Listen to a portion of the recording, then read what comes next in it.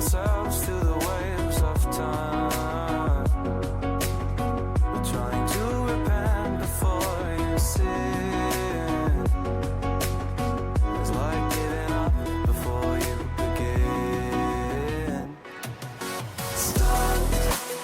dancing in their line, past that we could never run.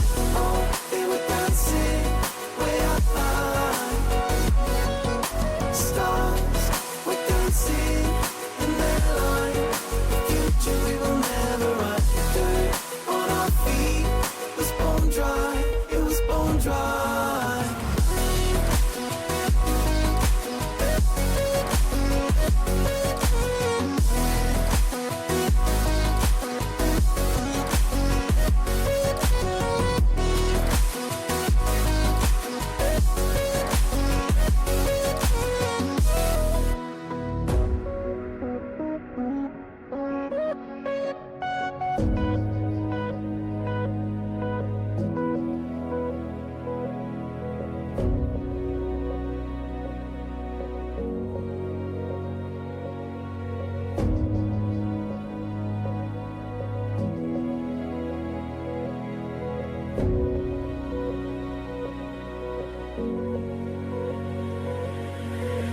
Thought another goal is all we needed.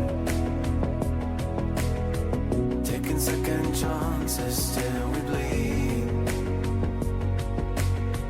And when all the love had been depleted, we had but no choice to concede. As the stars were dancing in their line, past that we could never run. Oh, they were dancing way up high. Stars were dancing in their line, the future we will never run. Dirt on our feet was bone dry, it was bone dry.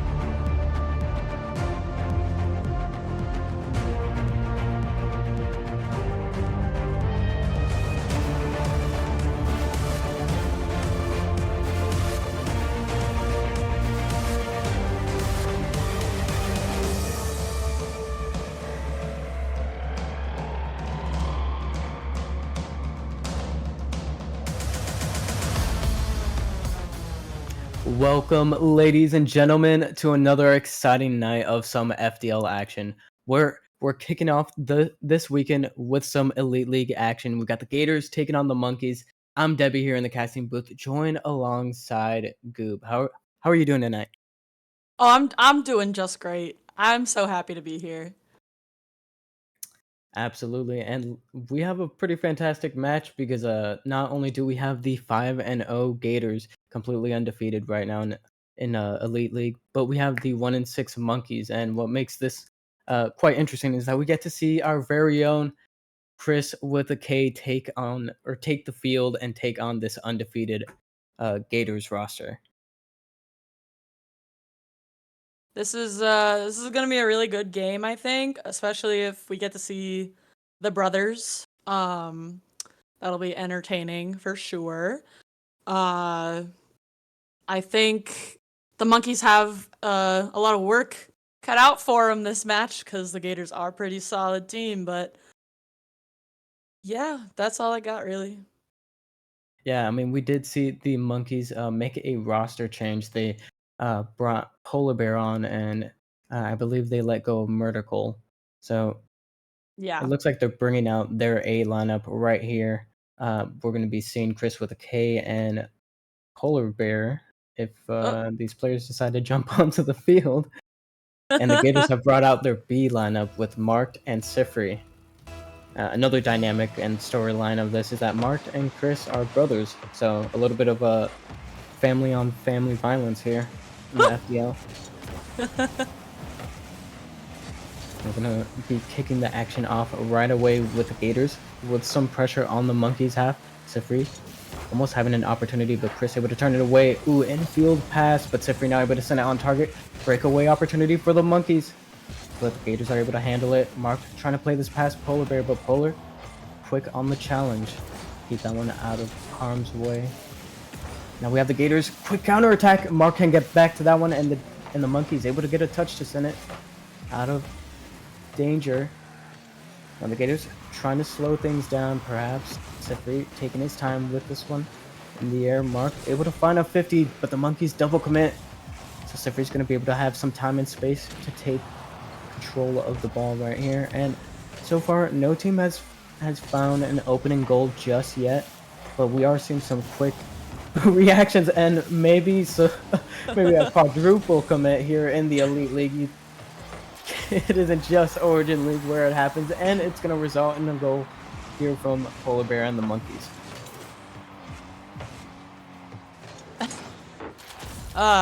It appears Chris's ping has been treating him nicely, but the Monkeys open up with a nice goal, making it a 1-0 lead as Polar Bear goes for the kickoff, and it heads straight for Chris with a K's nose. Now we're seeing Chris trying to clear this one out, but not a lot of boost to his name. Let's see Mark be able to take advantage of it. Now Mark gonna try to collect this one. Force of 50, try to keep that control and possession that they were. It kind of seems like the Gators are trying to force the Monkeys to play their slower play style, but the Monkeys just want none of it. And I think it's a good response and rebuttal play style for this Gators team that is undefeated, and especially when the Monkeys need a win so desperately in the season. I'm sure the Monkeys have to win this to really stay in it. A solid bump from Chris with a K as he takes it towards his own net. Polar Bear is able to keep it away from the Gators as he goes around the side. And Chris with a shot. Marked with the denial. Love seeing these brothers out here playing games together.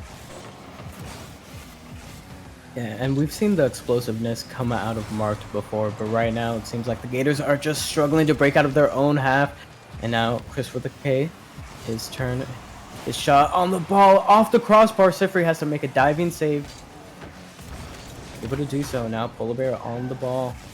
We try to break it out of the corner, but Marked is all over it, sending it into the Monkeys half. Now Marked versus Chris. Marked able to come out on top, trying to clear the way. Instead, Polar Bear is going to come through to rescue Chris. Infield pass. The Gators intercept it. To the pass right to Sifri. Not quite the angle that he needed as Polar Bear essentially has an open net, but Sifri back to defend. Now, Monkeys on the defense. Sifri waiting for his touch. Unfortunately, that one's going to go a little bit too wide for Mark. And Mark trying to turn back around on this one. So going to get beat out by the Monkeys. Launching a quick counter attack. And I didn't see it, but it looked like Sifri had bit onto one of these touches here. Yeah. And Monkeys are able to get the free counter attack, take a 2-goal lead. Very impressive so far from Polar Bear, as I believe his first match of the season. So it appears that this signing was worthwhile for the Monkeys to make. As Sifri goes in for a nice goal, but Polar Bear able to deny that again. Marked in the corner, trying to make something happen. Chris not wanting to let that happen, as he blocks the shot pretty easily and bumps one of the Gators. But Mark's still trying to get that goal. Polar Bear, very strong defense from the sky. Sifri, not really successful there either. Debbie, take it away. Marked awkward right here, and Sifri diving for the save, but I think that was Chris who kind of got a bump pull shot, or no, it was No, Polar Bear. Polar Bear. So he Yeah. basically scored that, not Chris. Let's just go with that for the plot. Yep, well, you're 100% right. That was all Polar Bear's pull shot right there. All him, all marked, no Chris. And now Polar Bear trying to come off the ceiling, unfortunately not getting the recovery he was looking for. Now Sifri going to be walking away with it. Chris with a K trying to take control. And honestly, the Monkeys should feel content to just kill time right now. 3-goal lead. The Gators are really going to have to score right now if they want a chance here in game number 1. Polar Bear, not the best touch, but I'm sorry, go ahead. No, I was just reacting. But Sifri taking it up the wall, trying to make something happen in these last 10 seconds to get that momentum, but Polar Bear does not let it happen. As time ticks down, the Gators are just looking to the next 4 games, maybe. Yep, and this A lineup is definitely working out for the Monkeys right when they need it. Like we were mentioning earlier, they need to get back, or they need to get a win to try to get back into it for this season, especially with playoffs on the loom. So taking down the Gators here would be massive for the Monkeys, and probably play a little bit of favors for other teams as well. But if you're the Gators B lineup, what adjustments would you say they need to make in order to try to win game number 2? I mean, honestly, I just feel like they weren't being aggressive enough. They seemed like they were playing slower than Chris and Polar Bear were. I think if they just up that aggressiveness, it'll help make plays go a little bit more in their direction overall, because they just weren't able to get like the shots off. They had, I guess, 6 shots, but not a lot of success there, huh? Yeah, the Gators. It seems like the Monkeys seemed pretty well in control. Most of the time, they had extended stays on the Gators' half. They were able to punish them with those clear counterattacks after the Gators had overextended. So I do think if they're able to match that speed, maybe they can catch the Monkeys also out of rotation and overextending. For sure. Yeah, they were both up like really far a lot of times, so that would be definitely helpful. That being said, game number 2 underway. Looks like the Gators gonna have immediate possession and an immediate shot, and the opening goal marked with a nice little pass from Sifri.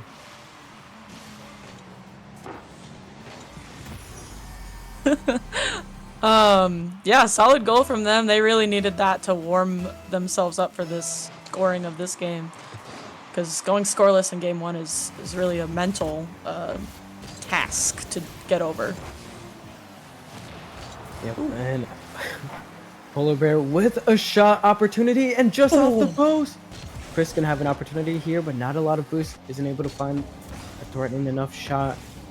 Now Mark trying to gain control and looking for that nice little air dribble, but Chris gonna turn it away.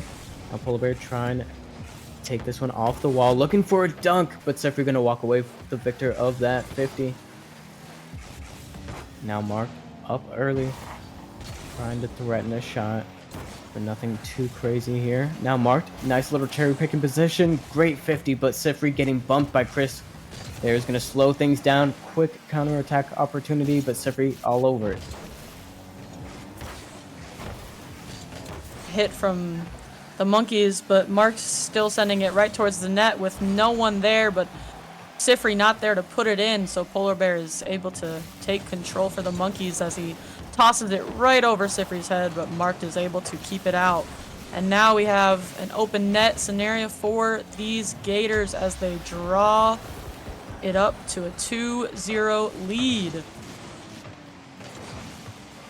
Yeah, and we're seeing these counterattacks instead coming out from the Gators this game. maybe just locking down that defense. Just maybe a little bit of nerves being on stream for that game number 1. Maybe they're over it now, but they're finding these counterattacks. And now we're expecting to see a response from the Monkeys, and they're definitely going to need it after that one. Yeah, going up 3-0 now with 3.5 minutes left in the game. It's not a safe lead, but it is a nice lead to have. 0, 3, 3, 3, 3. A lot of threes. Only 1-0, and that's the Monkeys. Debbie, take it away. Polar Bear trying to air dribble this one out.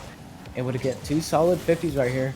Able to get back to it, and now going to relent for Chris with the 1v1 opportunity. Able to find the flick crossbar down and out. Oh, and Chris must be reeling from that one. Monkeys do need a response here. Now Sifri going to pop this one up, looking for the air dribble or the second touch. Not able to find a great defense from the Monkeys. Polar Bear 1v1 opportunity against Mark. Mark able to play some good shadow defense here. Monkeys still looking for that first goal, and oh my. That was, I mean, I don't even have words. That was unlucky for Sifri right there. Bad touch. Unlucky.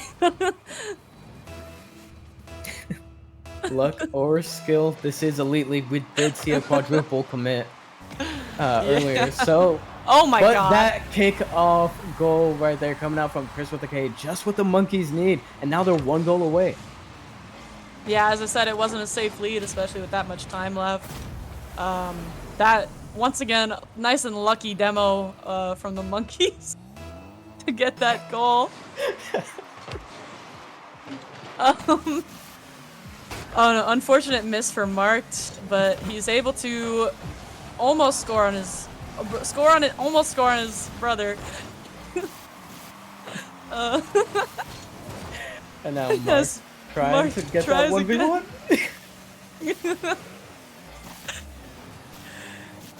But, Chris missing quite wide. Sifri taking it the other way. Looking for a second touch. Actually going to give up on that one.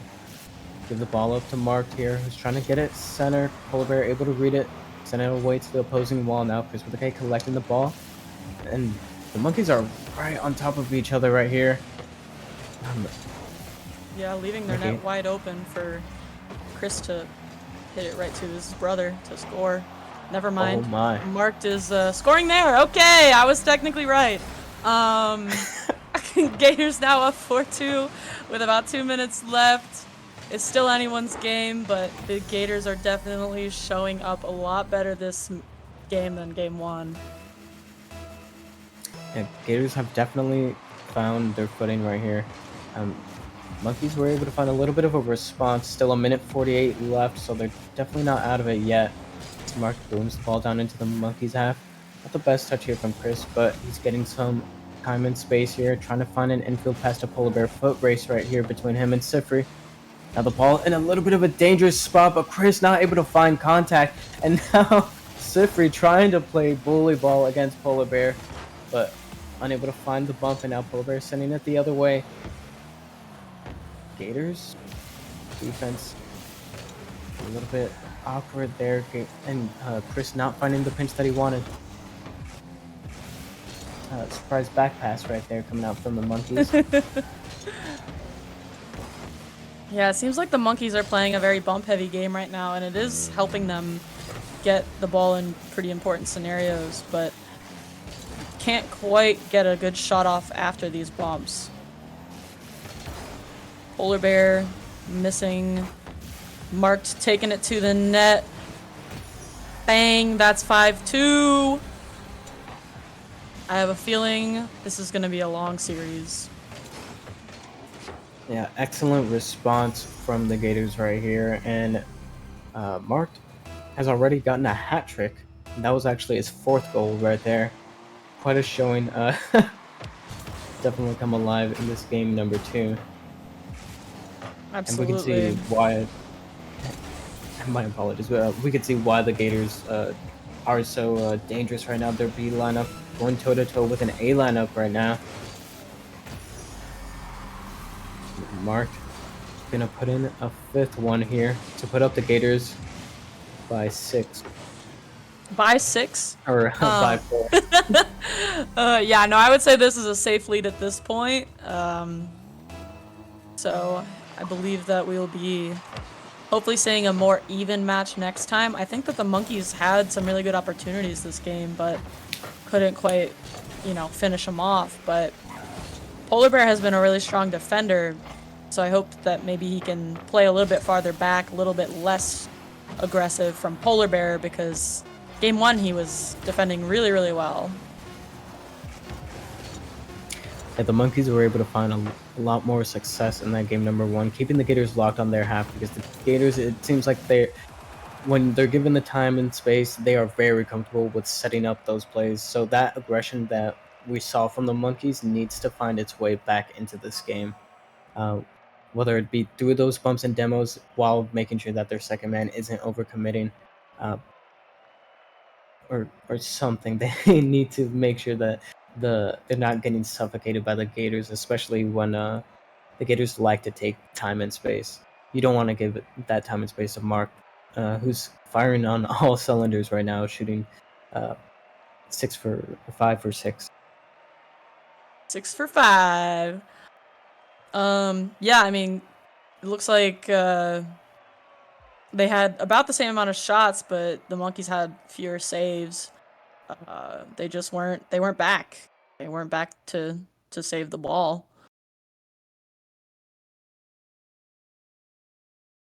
Yeah, I would agree. The Monkeys definitely got punished as well, just overcommitting on their offense. We pointed it out a few times when we saw them just pushed up a little bit too much, and the Gators were quick to punish them for it. Oh, absolutely. So And one now apiece. 0-0, game 3. Game number 3 got kickoff underway. Sifri versus Polar Bear. And the kickoff gonna go in favor of the Gators. Immediate pressure onto the Monkeys. Polar Bear gonna find a clear, but Sifri waiting in the midfield to put this back towards center. We'll keep it into play. Now Chris versus Mark here. I'm trying to find a second touch. Now Sifri's gonna have some time and space right here. 1v1 opportunity against Polar Bear, looking for the flip reset, but fantastic save coming out from Polar Bear. Monkeys on the transition,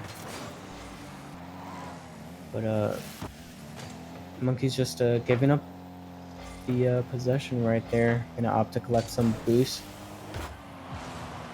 Solid save from Sifri. And then Mark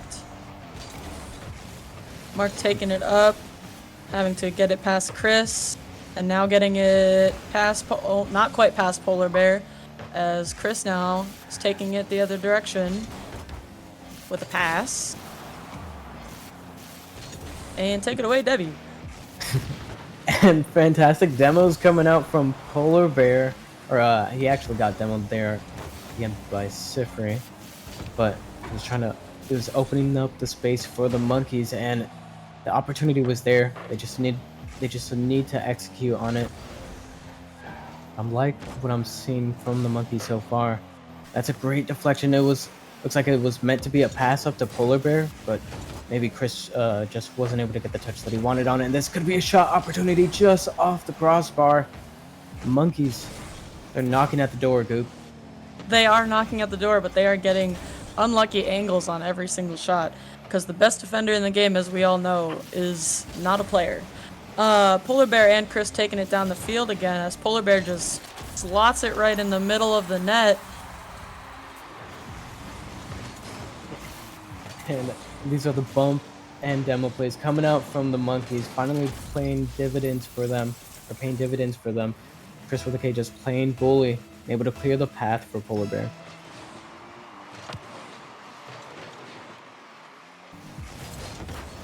Chris with another shot. Oh. And he scores! All right, and immediate kickoff goal, and I think this is the second or third kickoff goal we've seen from the Monkeys. Yeah, I know the one was from a demo. probably other things too. But Sifri with the ball now and taking it towards the net. Polar Bear once again saving that shot. As I said after game 2, Polar Bear just wasn't saving as many shots, and now they're right back where they were game 1 with a lot more saves. Yeah, 5 saves so far and 2 goals to their name. And the Gators have been stuck on their half. The Monkeys have definitely been able to respond here so far. 2-goal lead. That's not necessarily the safest lead in this game, but Monkeys have been able to hold on to similar leads. Now Polar Bear, like we mentioned before, being that main defender, and finally going to give the ball off to Chris. And Chris chasing Sifri off the ball. It's going to open space up for Polar Bear right here. And this is just cutting and dwindling down more and more time for the Monkeys. Seem comfortable with this 2-goal lead, and oh, that was almost a fantastic drop-down pass from Chris. And now fantastic team play. Oh, Chris off the crossbar, down and out again. The Monkeys stay at a 2-goal lead. Unlucky day. Oh, and Mark is able to just barely tip that out. Chris still just trying to get something on net, but the Gators are not trying to go down further. And the Gators are currently struggling to break out of their own half right now. Sifri, that's a decent touch right here, and Mark with the follow-up, but no one dives immediately onto that one. Gives the Monkeys some breathing room. Finally, the challenge coming out from the Monkeys. Ball gonna be bouncing around in the midfield here before Sifri gets a touch down center, and it gets past Polar Bear. But no Gators players were there ready to take the shot. So we have less than a minute. Oh, yeah, we have less than a minute left, and the Gators still have yet to score. It feels a lot like game 1 again, honestly. Oh, fun little team attempt there, but Chris once again trying to score and failing, as Sifri is trying desperately to get something going for these Gators. Yeah, 20 seconds and counting. Sifri trying to find a second touch, but the Monkeys teaming up right there to find a nice pinch. Now Mark trying to pass this one out to Sifri, who gets the touch infield. Mark is there, but not enough boost to catch up to it. And with less than 5 seconds remaining, this one is going to go down as a win for the Monkeys, who will take series advantage 2-1. Yes, indeed, 2-1. 2 out of the 3. Saw a lot more shots from both teams this game. Everyone just going for anything they can. It appears Biscuit may be right.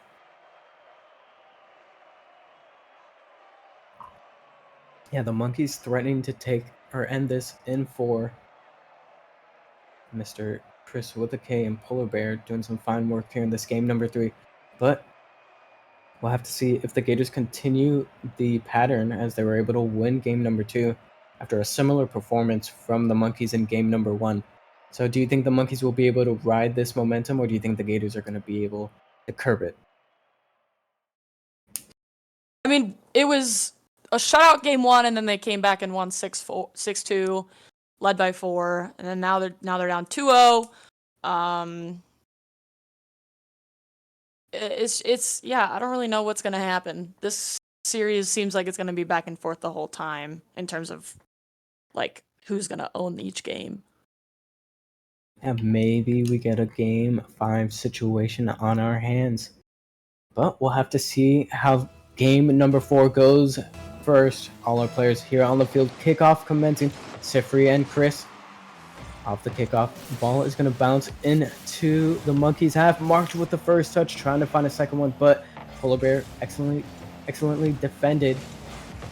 Good patience right here. Pass off to Chris. Chris looking for a second touch to set up Polar, but nothing working out. And now slow and patient game coming out from Mark and the Gators right here, trying to play it past this stout Monkeys defense. Now Chris, immediate shot. Mark Mark not able to get and behind the ball enough.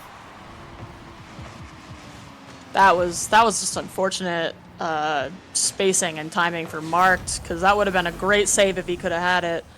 But solid shot from Chris. And definitely an Eagles moment right there, with the last touch there on the ball.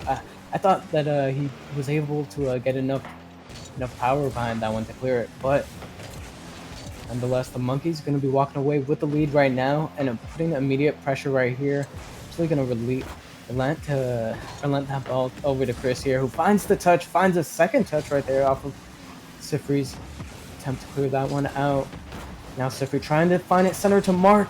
Mark finds a touch, but Polar able to find the save, and that second save right here. Gators not able to break through just yet, but they're able to hold the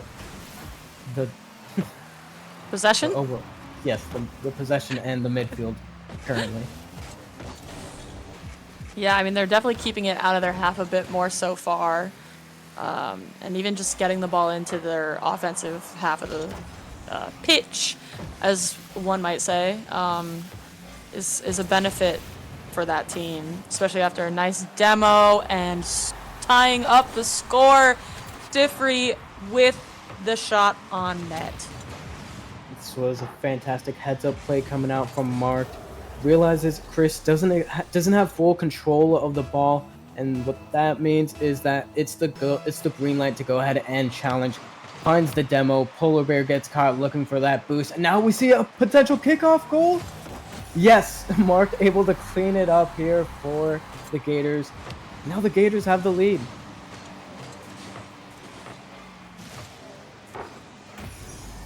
The Gators do indeed have the lead. This is just as close as I wanted to see it. And potential response from the Gators right here. 1-goal lead, and now the Monkeys playing some defense. Almost called out right there, but Mark not finding the shot. Now Chris able to find the flip right here. Sifri's gonna interrupt this one.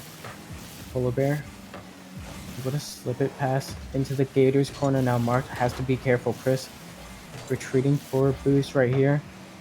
Gonna give up some of that pressure, but both Gators in the corner could be dangerous if the Monkeys are able to get a counter attack going. But instead of 1v2, Sifri! Oh my god. Sifri has really stepped up this game. We were seeing a lot of scoring from Marks, but not a lot from him, and this has shown that he is here to play. Now what a fantastic read coming out from Sifri right there. And now, almost neutral kickoff. Gators able to find a touch here, but Chris with the K gonna come out with the possession, gonna look for an immediate shot. Mark able to handle that one actually. Looking for the 1v1 and the bump, unable to find it. Now Chris with the K gonna turn it the other way. Potential counter attack for the Monkeys, but Mark able to avoid the bully play coming out from his brother and find the clear. Now Polar Bear gonna find this one center, but only gonna meet Sifri. Now Chris with the K meeting the ball in the midfield. Sifri maybe looking to set up Mark, but Mark didn't have enough boost initially, but able to find the air challenge there coming out against Chris. And Sifri wasn't able to handle that one, and now Mark passed one. Playing a little bit of pinball action right now as the Monkeys still in search of that second goal. The Monkeys have had a lot of really good opportunities. They were just in the Gators half for quite a while, just haven't been able to capitalize, as Chris almost makes a shot, but not quite, hitting the top corner, as the Gators are now bringing it back into the Monkeys half for some of their own fun. Marked not getting it past Chris, but Sifri sending it right away back down to the other field. Polar Bear trying to get it out of there, desperately looking for that goal number 2. Take it away, Debbie. And the Gators right now, with the lead, they've been having these little pot shots at the Gators net, but nothing too dangerous. But they're also making sure that they're going and looking for these bumps and demos on the rotations in, and maybe that bump and demo not working in their favor. Polar Bear gonna be the full benefactor of that one, putting the monkeys within one. That was a good shot. That was not luck. With 50 seconds left in this game, a 1-goal lead is nothing, and the monkeys may be able to come out as winners if they're able to just finish out this last game. As they tie it up, 8 seconds in. How many seconds in do you consider a kickoff goal? I'd consider that a kickoff goal. It's the immediate possession and play following the kickoff right there. Chris with a K, able to find the flick, tying us up. We're gonna see another one, and that was another Monkeys kickoff goal right there. Marked immediate shot. Yes, indeed. Imagine if they end up winning on a kickoff goal. That would have been insane. Honestly, if I'm the Gators right now, I'm thinking if I have to lose, I don't want it to be at the Monkeys, so I would be just absolutely playing my heart out. Now Sifri with an opportunity, maybe looking for Mark there, but instead Chris gonna interrupt that one. And Mark, fantastic touch off of the back wall.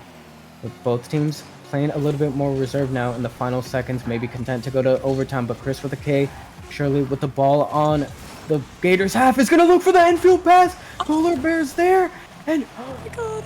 oh, almost ending this game in regulation, but instead we have game 4 overtime. Chris with a K immediately into the air, looking to press against this Gators defense, and Sifri. Oh my god. That's a kickoff goal still. Oh my. Chris with a K, bumping Sifri out of the way. Polar Bear able to beat out Mark right there, and the Monkeys take it in for game 4 overtime. The script was brought to you by Biscuit. That is true. Biscuit stands always correct, and Southpaw always is wrong. And that's just how the world spins around and round. Oh, we have to interview Chris. Hopefully he didn't hear that. Yeah, he's not in here. Is he in here? He's not in here. He's not in here. Yeah, he is in the waiting room. I saw the little profile thing and the collapse like thing, and I was like, oh no. Looks like we might not get Polar Bear, but we do have the man Chris with a K, GM of the Monkeys, and helping to lead the Monkeys to a 2-4 record. How are you feeling after that win? Well, you didn't have to mention the record, but pretty good. Well, you did get it against the only undefeated team in Elite League, so that must feel great. Unfortunately for them, when we did tryouts for Polar, we played the Gators. And me and Polar just kind of worked against them, against their style. So, I mean, unlucky to them, but I mean, it was do or die for our season, so we had to get a win. That is our last A lineup, but I'm feeling good about Polar. I'm feeling real good about him. He's got a lot of talent. Yeah, I mean, we noticed it from here. Fantastic plays on offense, but really clutching up on the defense. We noticed we called it out a few times. Just really able to cover up and play that first line of defense for you guys. It's the last line of defense, but yeah. he he was the reason y'all had shutout games. That was he could not let a ball go in the first and third games. And that was like the one thing I really thought needed to step up after game 2 with the loss was, Polar Bear needs to play better defense again. And then he did, so congrats on finding a carry. They were playing really aggressive too, game 2. We know, I mean, on Polar, Mark, and Sifri are all teammates over in United Rogue, and then I've played with Mark for a long time, so I kind of know. Why. So we kind of all know how each other play, and we, after game 2, we just knew that they were going to get more and more aggressive. They were going to challenge. If you put the ball to the side, you're going to beat them. I mean, that's the bread and butter. We rinsed and repeated, and we got the win off of it. Correct. Absolutely. And do you think they had any possible similar plan since you said that they did play together and like with Mark and you have him play together? Do you think maybe they were trying to come up with a similar plan? Oh yeah, I mean Mark knows me for playing a lot of one, so he's probably gonna challenge me instantly, expecting to take some time and space with it. So if you don't give me any time and space, it'll throw me off a little bit. Polar, I'm still not quite sure how he plays, but he does, just enough to get around them and then clean it up. And that's, all I had to do was fill in that exact same position when he was in my boots. So I think we had an edge coming into it against the Gators just because of how our scrims went the other day, and we're playing for nothing left to lose. So we kind of needed the wins, but Light also told me stop caring so much and you'll get wins. So a big weight off my shoulder after he made that comment. Shout out to the king. Well, of course, Goob. Do you have any? Can stream hear him? I don't think so. Oh, God damn it! We all Stream just cannot laughed at a hear ghost. Thor. Oh no. Were you asking? You asked if I had any questions for him. Yeah. Yeah. How do you get so lucky? Me? Lucky? Is that a genuine question, Goob? Come on, I'm not lucky. Every time you got a shot in, I was like, yeah, that was pretty lucky for Chris. Okay, that one flick that went on net, that was Yeah. a little bit...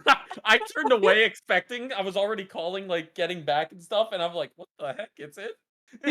Okay, what about the goal that you were credited with that was Oh. actually a polar bear pull shot? Yeah, Polar exactly. just said I'm going through him, and that was that. Ugh. Well, Oh, yeah, I'm we love happy to for see it. you. I'm not happy for the Gators, but it's because Tyler didn't play. That's all I have to say at the end of the day. Oh man, hey, this was a meme match coming into it. I mean, I'm now undefeated against my brother. What can I say? 1 for 1. 100% winning record. Well, going forward, you guys have the Rams next week. Are you looking forward to that match and playing against J-Dubs? Oh, I'm not playing Potentially. against J-Dubs. I've never won against J-Dubs, I think, so I'm not going to be there. You catch me anywhere else other than in that lobby. You want to cast it? We'll have to see. Pretty busy. I'll explain my schedule in a little bit, but yeah. No, you won't. Somebody show kick you. this man from the call. But with that being said, I say we go ahead and wrap things up so we get our streamers some time to set up our next match. And speaking of which, that is the Master League where we're going to be having Goop's very own Owls taking Yes, on the sir. Griffins. Yes, sir. Ooh. And that's going to be coming up at 9 p.m. And of course, congratulations, of course, to Mr. Chris with a K and the Monkeys taking down the Gators here in our Elite League match. But of course, 9 o'clock coming up. Don't go anywhere. I've been Debbie. This has been Goob and the Monkeys.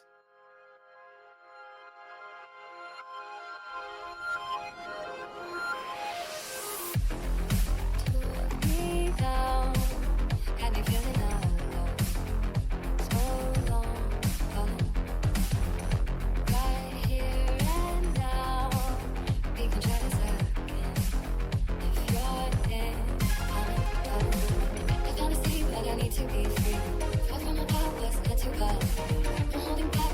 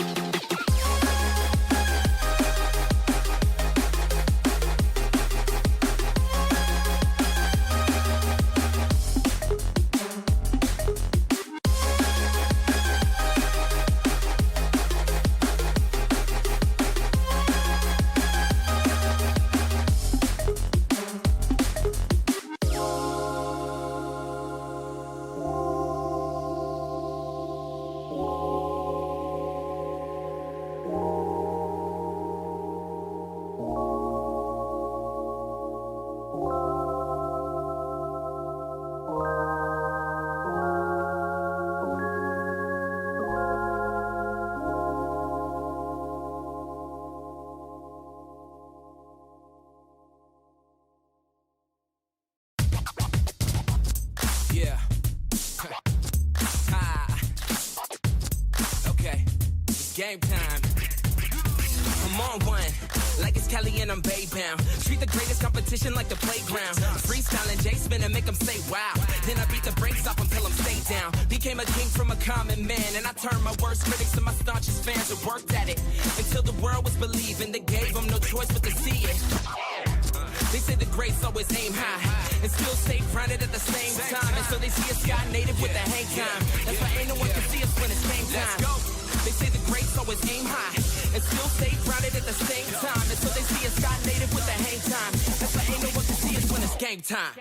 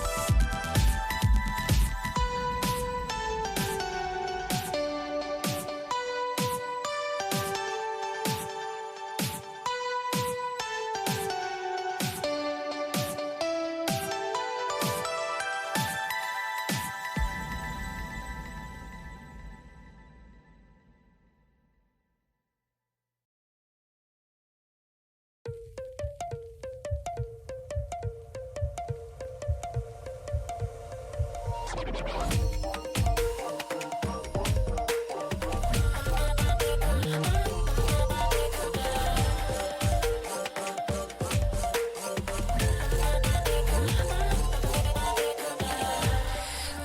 on myself.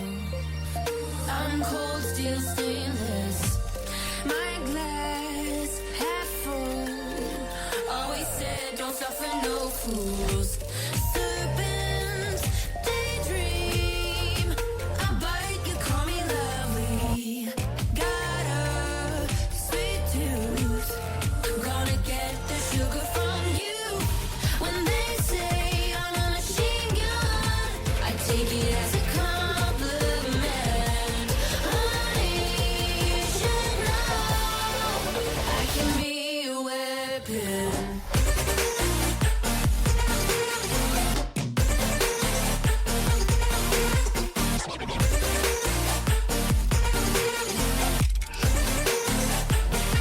I can be a weapon.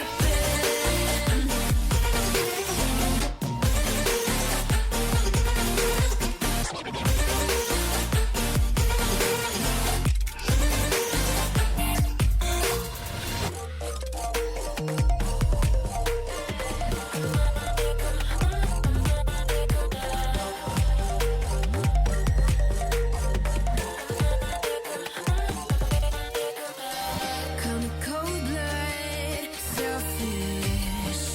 Your words are painless. I like when I drive and feel so dangerous. They say I'm a red flag, 'cause they want it so bad. You should know I'm holding on to what I have. When they say I'm a machine gun, I take it as a compliment. Honey, you should know I can be a weapon.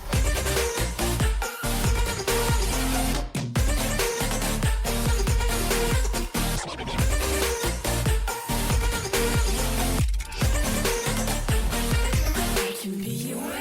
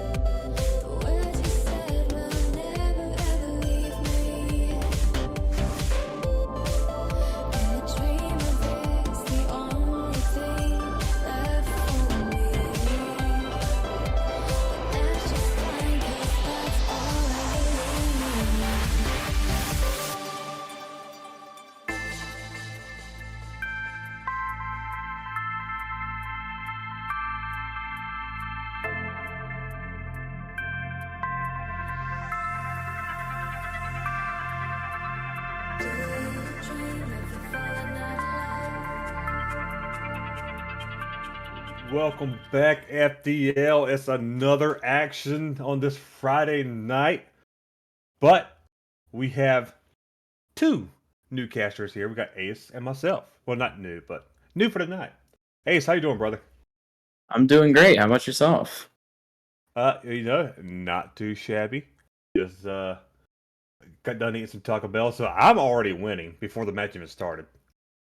That's good to hear. Good to hear. I mean, we both have to have our stomachs full to watch this matchup.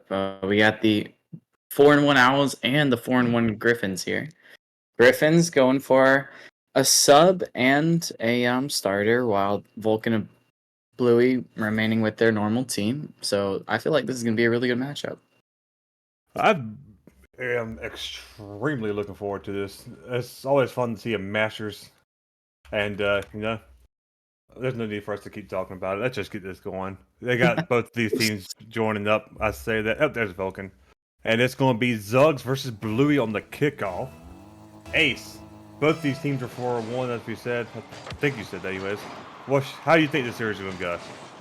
Well, I think salary-wise, the Griffins has a very a better team overall. But with Vulcan and Bluey being able to play with each other for so long, I think that chemistry is kind of undeniable, and you have to take that into account. So, and personally, I think this is going to be an Owls win just due to their pure chemistry.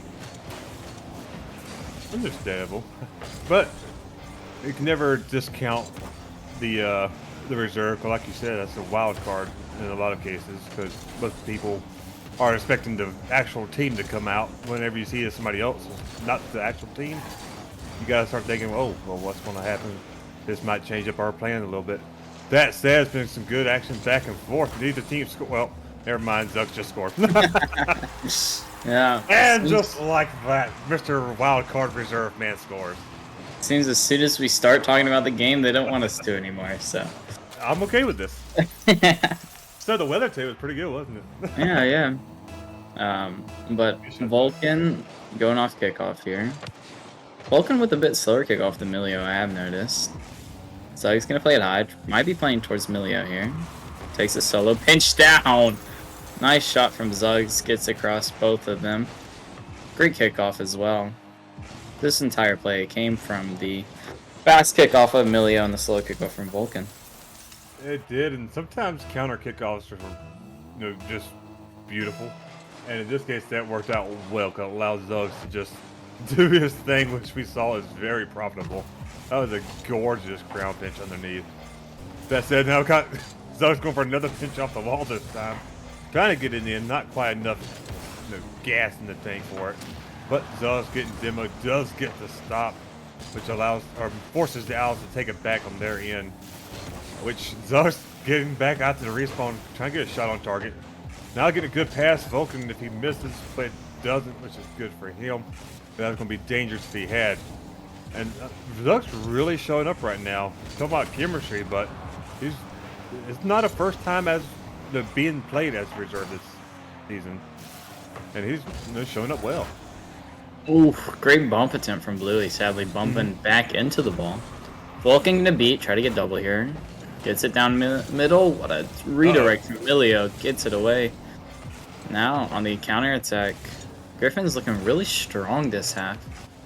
Another solo play here. Plays it over one. Milio not able to get a double. Bluey sends it out. Zuggs gonna play aggressive here. Vulcan gonna chow early, but that leaves the goal wide open. Milio misses, but he gets the double. 3-0 to the Griffins. Was it a miss, or is it just a pass to himself? This man just absolutely dominating that open net. Oh, I wish I could say the same, but that was beautiful pass. Good Absolutely making the Owl second guess on if Milio was in Masters or not. Yeah, that's true. The open net's the hardest net, but you don't expect it at this rank right here. It's might just a missing net.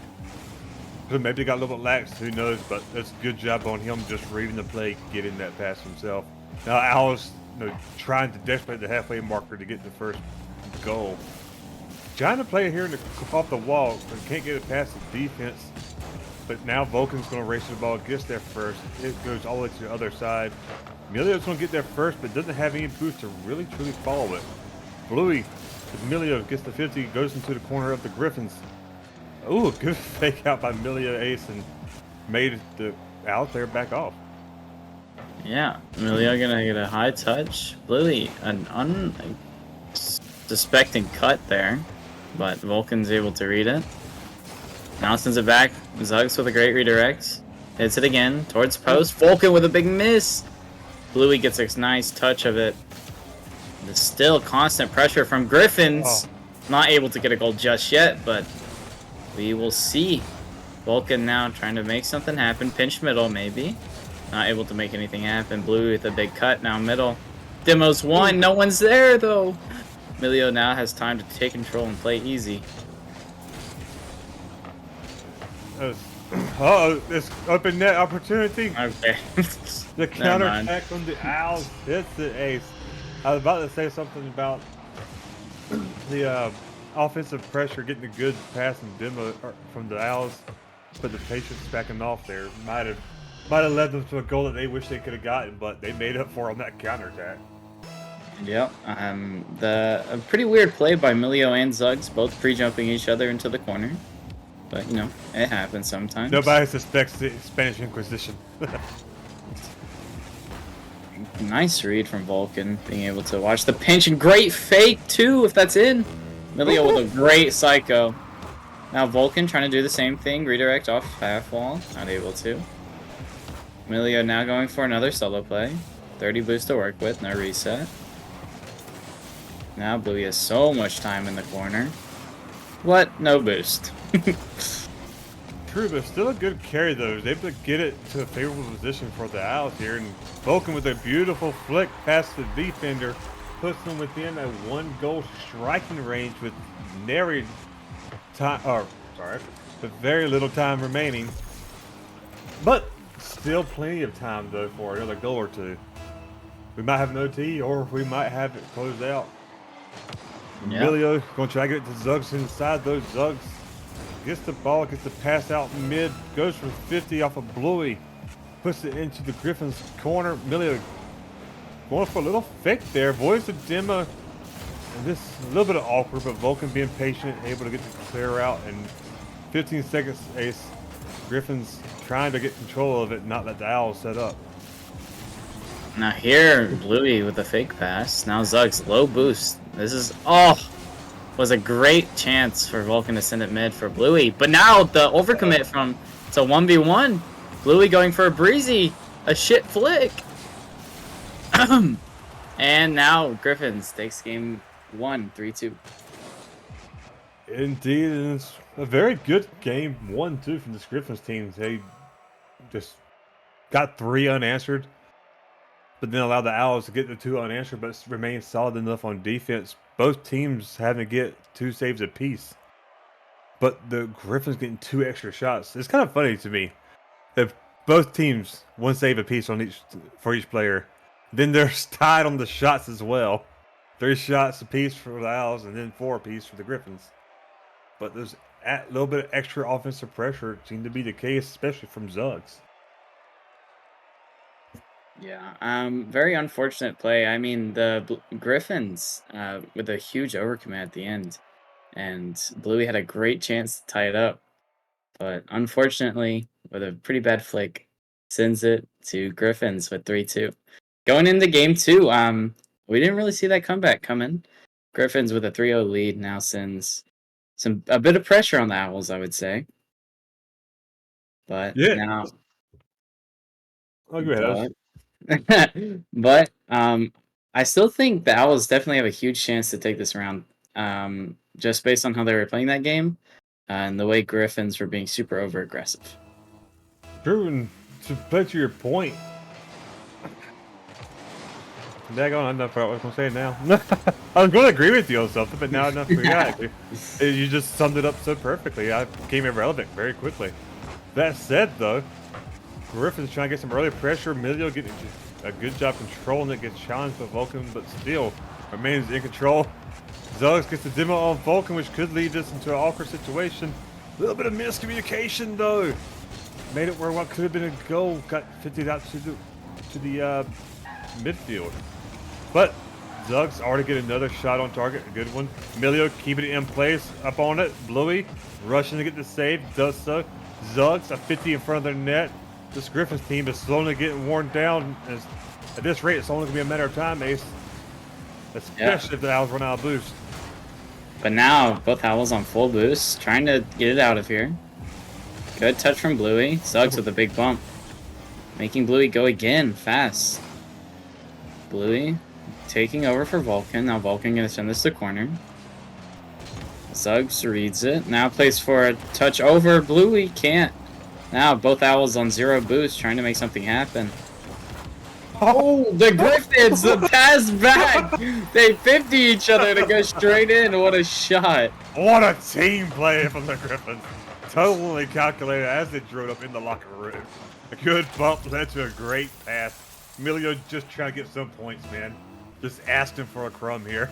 We just wanted the assist, man. He really did. He wanted the assist. He wanted to be a part of the play.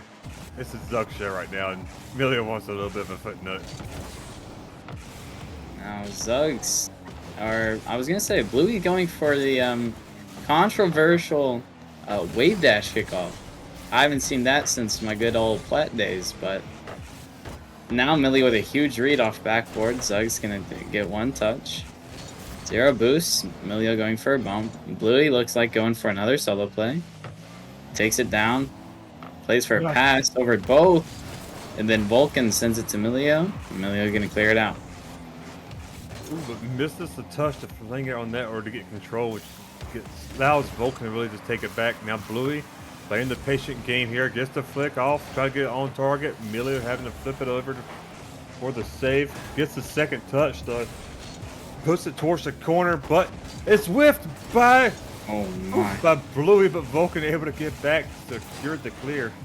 Now both Griffins in the same spot. Still in the same spot. Yeah, as I said, the Griffins look they like to hold on each other's pocket, it seems. Hey, you know, if you don't know what you're doing, the other team can't possibly know what you're doing, right? Yeah, I mean, we don't know what they're doing, so it must be working. I mean, now, it's still in Griffin's control, right? So. Yeah. Bluey gonna take her solo play. Zug's gonna play it fast. Good rush by Milio. Gets it a counterattack. Plays for a double mid. Gets a triple. Oh! Big fake by Zuggs. Almost gets the goal. Vulcan 100 boost. Playing corner. I'm almost sad that didn't work. That was so nicely done. But great job by the Owls, though. Oh! Okay. If Zuggs had a boost, I was going to be a little bit worried of a counter. Oh! I'm trying to not jinx or I'm trying not to curse or bless one of these two teams here. It's just both teams doing a great job. Owls trying to fling it towards the open net, but Emilio able to get back, clears it to the corner. Bluey, however, getting on top of that instantly. Vulcan now with both Griffin players up, puts it to the corner, gets it midfield, but Emilio's still there. Gets to clear out, making Bluey back off. However, low boost, got to try to outplay. Gets to pass up and over, but I don't really blame Zuggs for not going for that, especially with both Owls players just sitting there waiting. And then another great pitch out from Zuggs. Now, Emilio just remaining on their side, trying to cause as much pressure as possible. Now, Bluey gets it past 1. Emilio plays it both. Vulcan 0 boost. Sends it high. Now, Emilio gonna get 1 touch before he's sent back to the Shadow Realm. He has been banished, young Yugi Moto. You have to wish that Vulcan had at least 12 boosts there, because that would surely have been a goal if he had some boosts to get you quicker. Yeah. But 1 pad in a dream. Indeed. And again, Vulcan, if you're an Owls fan, just hoping he could find a crumb of boost somewhere. If he could have, that would have been a doable save, but just not enough to get to it. Emilio doing a great job just playing with his food, putting it in. Starting to look a little bit, not quite dire, but a little bit dangerous for the Owls here. 30 seconds remaining with 2 goals, being down by. Vulcan's going to try to do something about that, though, with Bluey helping. Just cannot get past Suggs, who's been a superstar reserve this game. 15 seconds remaining, Ace. Now it seems like we're going to play a little bit of a keep away game with the Griffins. Bluey seems very anxious to score, taking away all possibilities of Vulcan taking the ball. Now sends it down, and that's another Griffins win. Indeed, and now Griffins poised for a sweep. They're grabbing their brooms, but we've seen this Owls team make a good comeback in game 1. it'd be interesting to see if they change anything up or if they just try to get more aggressive. It'll be interesting to see what they bring out in Game 3. As of now, neither team calling a timeout. Of course, if you're Griffins, there'd be no point. You're just killing it. Why slow down your own momentum? Owls feeling confident, readying up almost instantly. And they were only outshot by 1. And it made the Griffins have to play more defense this time around. But they were just unable to get past the Griffins' midfield and backfield defense. Yeah, I mean, I think the one thing I want to see from Volky and Bluin, or Vulcan and Bluey, is Bluey trying to let Vulcan work a little bit, because I've seen him take away the ball, try to go for him. It seems a little awkward on their side, but Griffins are pretty much doing the same thing, being side by side nonstop, being super aggressive. So I want to see some more passing plays. I think that's the one thing everybody enjoys to see, is the high pace and big power shots from the Masters League. But, both teams have been playing pretty well, so no complaints here. Very enjoyable game to watch and cast. Yeah. And it has been enjoyable, especially now with it being game point. I'm expecting to see a lot more pressure. I'm expecting to see a lot more just sending it. I'm really expecting this, especially the Owls. Because you're going to have the Griffins, who are obviously going to try to prevent them from coming up. They're going to keep it up the pressure that they're doing. But it'll be very interesting to see what the Owls bring now, especially since they've got to win this one if they want any chance of winning the series. Yep, now I see Bluey with the graceful fast forward car, the Elite Hot Wheels, playing here today, and what a car switch, I might say. But takes it up sidewall, has so much time and boost this time, and decides to do a nice ground play, gets it past 1. Vulcan now retreats back to a staggering 3 people pre-jumping him. The Owls are doing a good job this time around. I don't want to discount it, of really getting back much quicker on defense. They're not allowing the Griffins to get as many opportunities, but just rushing back, just not challenging earlier, but just getting back quicker and eliminating what they can do. However, a great play from the Griffins almost sinks it, but somehow does not go in. And now Bluey trying to bang it towards the backboard, but Emilio, great control, able to take it off that backboard and get it to midfield. A great pass to his teammate, and Zuggs putting Vulcan, I believe it was Vulcan, right? Yes, Vulcan into an awkward situation, trying to read what's going to happen, and just it's hard to know what's going to happen. Like I said, both players are in the same spot at the same time. Who's going to do what? You never know. Yep. Now Bluey takes this mid boost. Let Zug work. Vulcan gonna get a slight touch to let Bluey control, but doesn't do much with it. Sends it to Vulcan. Vulcan gonna play it off. Bluey sends it mid to Zugs. And Bluey has a great counter-attacking chance, but goes for another musty and sends it high. They just could not quite get control of the ball just in enough time. However, Vulcan doing a good job getting control of it, able to put it off that post and give his teammate Bluey an open net. Well, not quite open, but Emilio, not knowing he's there, didn't challenge it quick enough, leaving it to be an open shot from Bluey. And we got Owls back on the board again, scoring, making this a tied game halfway through. What a double 50 by Zuggs there. Keeps his team in for an aggressive chance. Trying to do everything possible to get Emilio to score, but still doesn't leave it. Now, huge pass middle. Emilio gonna take it slow with 80 boost still. Zug gonna play it high. Ooh, good clear. The Griffins right now are doing a great, is not good enough a word, doing a fantastic job right now of just keeping it in the Griffins' half, or the Owls' half. They're just basically just passing it back and forth to each other. just really making this Owls team work hard on defense right now. They have not gotten it past the halfway or the midfield for the past 40 seconds, just now finally breaching it. I mean, this Griffins are doing a fantastic job on pressure. Now Bluey getting Goomba stomped by Emilio. Sends it to the sidewall. Now another flick attempt off crossbar. Vulcan able to send it through. And now 2-1. Seems like Bluey is going for a bunch of flicks this game. And unfortunately, none of them's gone in yet, but it turned into a fantastic pass where it is extremely hard to miss that shot with somebody challenging it in time. But he puts it in. Owls have taken the first lead of the series, trying to extend it. Emilio, being patient, gets the save. Now Zug's a very dangerous situation. Put Zug in. Almost getting a good flick into it, but unable to get it past the post and defender. Allowing Vulcan to now try to clear it out, but Emilio's, or Zug's going to be there, sorry. Getting it back to midfield. Going to play it a little bit slow. Vulcan not having any of his shenanigans, though, Ace. Coming off the ceiling for that, but it's still in their half, despite his efforts.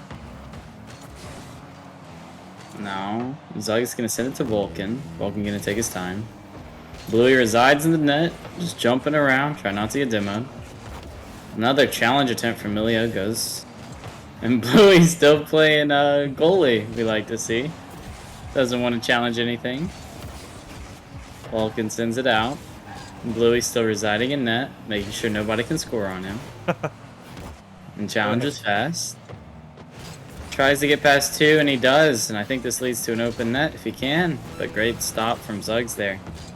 Zuggs now with 0 boost. Trying to hit it out.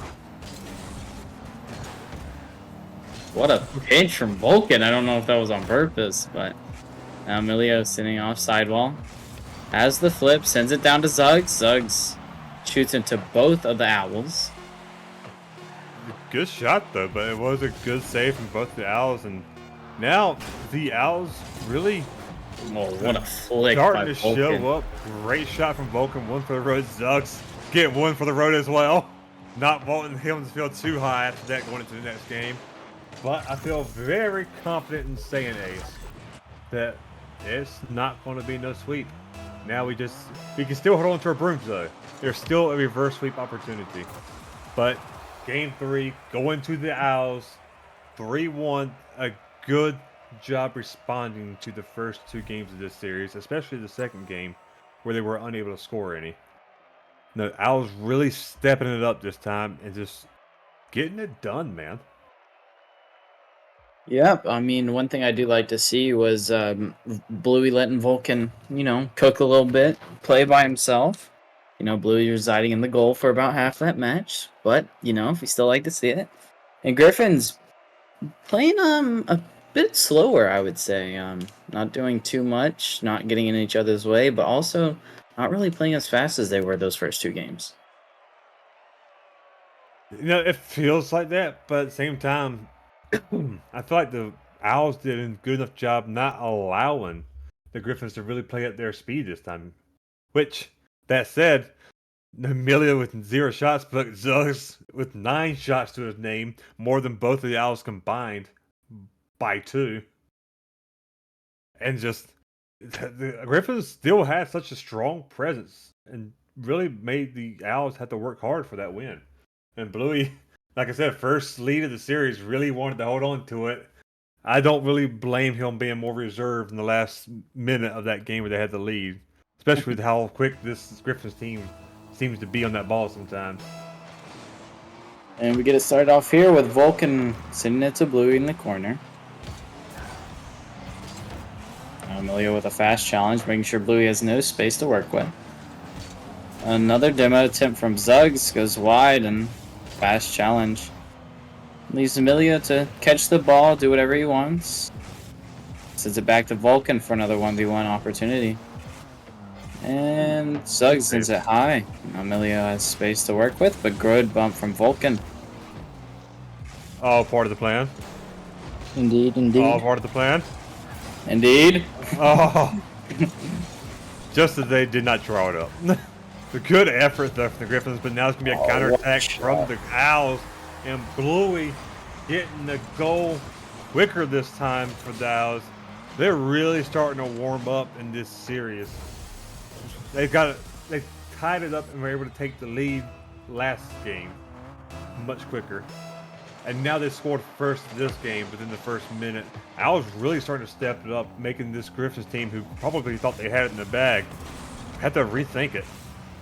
But now in the 2v1, Zugs go for a bump on Bluey. Bluey doing a great job dodging it and just being there for the double save. However, a double commit from Vulcan leaves it open with Emilio getting the shot. Fantastic job. Fantastic job for the Griffins. Great bump by Vulcan, making sure Griffins got a pretty clear net there. He did not like the car change from Bluey, I can tell. You think about what you did in the Shadow Realm. However, I don't care if we get scored on. Now Zug's playing it high. Tries to pre-jump Bluey's touch, not able to. Emilio plays fast. Vulcan now has some time. Zug's gonna turn early. Good read by Vulcan. Emilio gets an awkward touch. Now is in an awkward position, but gets it past almost two of them. Good fake by Bluey. Emilio has time and boost to work with. Yeah, we've seen what he can do when he has time and boost. Almost getting a good shot down. Turned into a good pass, but Zug's being patient, going for his own play here. Goes for tap down, but Bluey not letting it set up. Gets the clear out. Emilio now going to try to do another 50 on the post. Just saved it by Bluey, who gets it out, now controlling it. Gets Jimbo, though, unable to get the flick off in time. But we all know he was going for it. But now Vulcan's doing a great job not letting the Griffins really break away until the teammate can respawn ace. The 360 flick sadly gets denied by the Griffins. The 360 no scope flick. Yeah. Now I don't know. Zog's gonna go for a solo play here. Gets it under one. Bluey gonna send it high. Plays it for one more. Emilio gonna send it to corner. Has no boost, but still gets it around one. Tries to get the demo, not able to. Vulcan tries to do the same thing. Now Bluey with another solo play. Sends it to the side. Now they have boost and ball to work with. What a doomsy by Bluey there, getting the 50. Did not expect him to go for a shot there, and evidently neither did the Griffins to the last second. It was a good opportunity, or not good opportunity. It was a good read on the Griffins that he got the opportunity from by bumping Emilio and then into the net, getting him off kilter. And it was just a good job on him reading the situation, knowing that one of them likely had loads and no boost, making it to almost a 1v1 save attempt so somebody could squish it. However, a great shot there, but saved by the Owls. Now the Owls really just continuing up, trying to get the pressure, just no boost to put it down. Now Zuggs, no boost himself, but momentum and the ball. Tries to get around him, but Bluey not letting it happen. And now it's going to be Owls counterattack opportunity. Bluey's going to put that on target. Zuggs able to get there. Well, it's not a save, though, because hit that crossbar first. Emilio almost costing his team a goal there. But somehow it does not go in. Emilio gets control, but doesn't have to boost the puncher as he got it past Bluey. And now it's a matter of what's going to happen next. It's a little bit of humor, but it's also a good gameplay that's going on. Yeah, I feel like this Griffins team is not respecting Owls as much as they should be, especially in the air. Griffins seem like they're just letting them do what they want, pretty much, and trying to work off of it. Zuggs now corner, shoots it almost. Now Vulcan 100 boosts. Misses, but leaves it to Bluey. Emilio gonna challenge early. Flex it high, good save by Bluey. Vulcan pre-jumping the save. Leaves it to Bluey, who will flick fast and go again. Bluey has no boost, but Zuggs challenge early. Good fake there. Now leaves Bluey with another 1v2 situation and sends it post in. What a shot from Bluey once again. Indeed, and I think you're a little bit right about the Griffins not respecting the Owls a little bit. I don't mean that in like a you're trash, we're gonna win easy kind of mode, or just slacking off on them, but not. I think they took for granted how those first 2 games went, and now they just got to respond here. This might turn into something dangerous here. Milio, who pre-jumped, unable to put it in, but should have been an open net. And I think it's just going to go down to another Owls victory, to a Game 5 opportunity. And if you're Griffins, you really gotta step it up and prove that those first 2 games were a fluke after games 3 and 4. Yep. Now going into Game 5, Vulcan and Bluey playing another great game. Bluey dropping 1,300 points there, with Vulcan with the mighty 86. Jesus Christ! How horrifying! Yeah, Bluey played really well that game. Pretty sure it's gonna be a record for FDL right there. The most and least amount of points in one match. Vulcan taking the backpack to Game 5. No disrespect, of course. We all enjoy a backpack ride once in a while. But another card change here from Milio. Might be going back to the original, done with the Bronco. But I mean, those first 4 games were a lot of emotions. I would say those first 2 games from Griffins were really well played, very aggressive. Played really well on the offensive side, and then last 2 games, Owls has played really well on the offensive side and the defensive side. Griffins shooting 0 for 8, I think, or at least Zuggs shot 0 for 8. So the one thing I do want to see is I like the amount of shots the Griffins are putting on, but I also want to see the goal to shot ratio being a little bit higher than what it was last game. Absolutely. Both of these 2 teams. Oh well. Speaking of well, there's 1 for 1, baby. 1 for 1. Again, before we can really start talking about the game, they don't let us talk about the game by Zuggs just being the only player on the field with points right now. 1 for 1, I should say. And it's a good start for the Griffins, who had almost a struggle these last 2 games. Yeah. Good touch from Bluey, sends it to Vulcan, 50 by Milio. Bluey gets another good 50, sends it to the corner. Trying to play it slow, Milio does not let him. Big boom, Vulcan gonna touch it straight to Zuggs and then pinches it out. Oh, big rush by Milio, being super aggressive there. Goes again, gets the shot. Great save by Bluey. Bluey with about 50 boost, taking it towards the middle. Good touch from Zuggs. Indeed, and feels like this Griffins team, it's a little early to say. I feel like they're definitely a lot more in it now. This could, if Milio had any boost, I feel like that could have been an open opportunity, but no. Oh, ow. Never mind. Wow. Who cares about boost? Milio, just beautiful shot with what little boost you did have. A good little fake there, getting it around 1. Just taking it under a man playing the ground game. Ace. He took it under a man playing the ground game. Just. You just wanted to see his exhaust pipe, man. That's all he wanted to see. Understandable. Bluey gonna take it back a little bit and then go for a 50. Oh, that goes straight up. Vulcan was not expecting that. Milio now trying to hit a pinch downwards. He does. Bluey gonna take it slow. Nice. Nice little boost slide there, you know? Somehow gets a bump off of Milio. Now goes for the prediction 50. Over 1. It's got a little bit boost for a pinch. Now Vulcan gonna play at least 1. Try to get around 2. Not able. Sends it back. 50s off of 3 different people. Vulcan gets another 50. Bluey misses the boost. Now trying to get back towards the Griffins half. Vulcan, good 50 to stop it. Milio gonna try to play for the double here. Sug cuts him off. Great pinch from Zug sends Bluey into an awkward position, and Milio already pre-jumping his touch. Ooh, good save in the midair from Zugs. And now Vulcan's going to try to take up in the air, but now Millie's just going to meet him right back in the exact same spot. However, Al's not done in the air, taking flight. Cannot get it past the Griffins, but does it get a demo.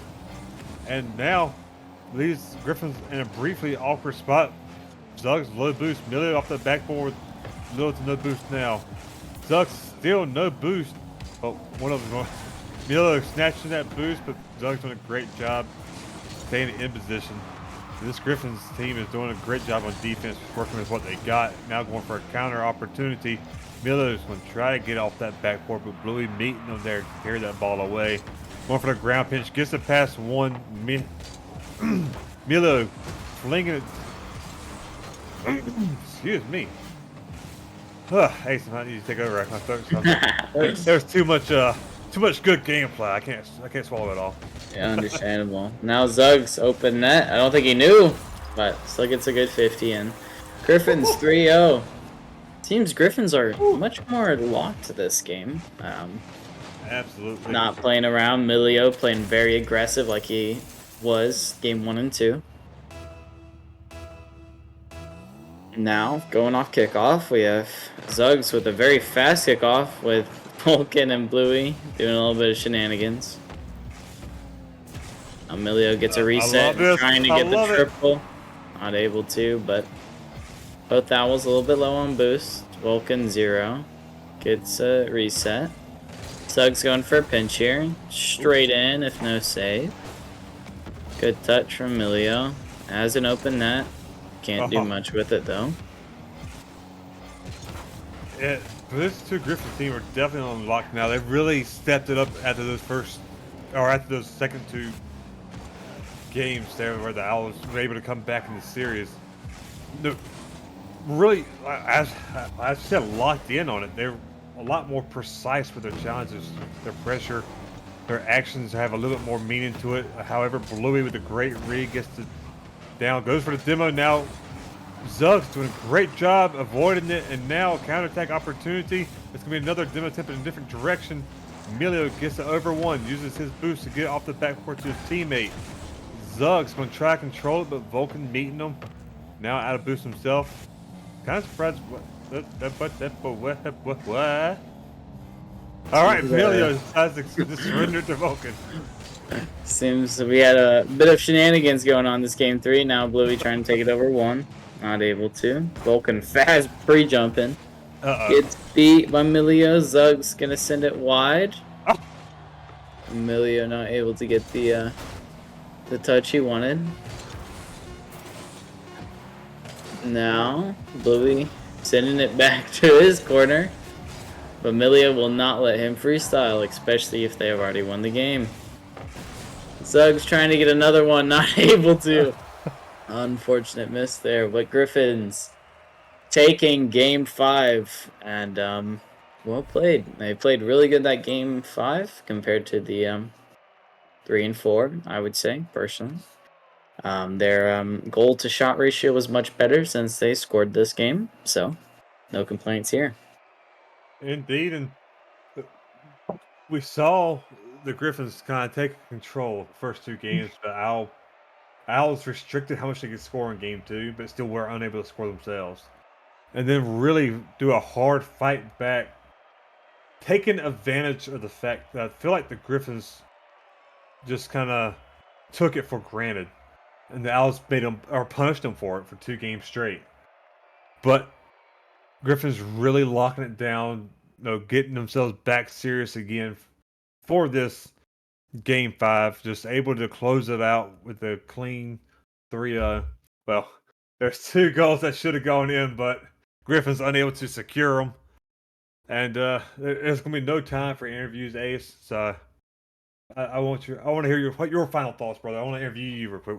What's your final thoughts in that series, brother? I think Griffins overall played really well. I think it went as expected due to just the vast difference in salary.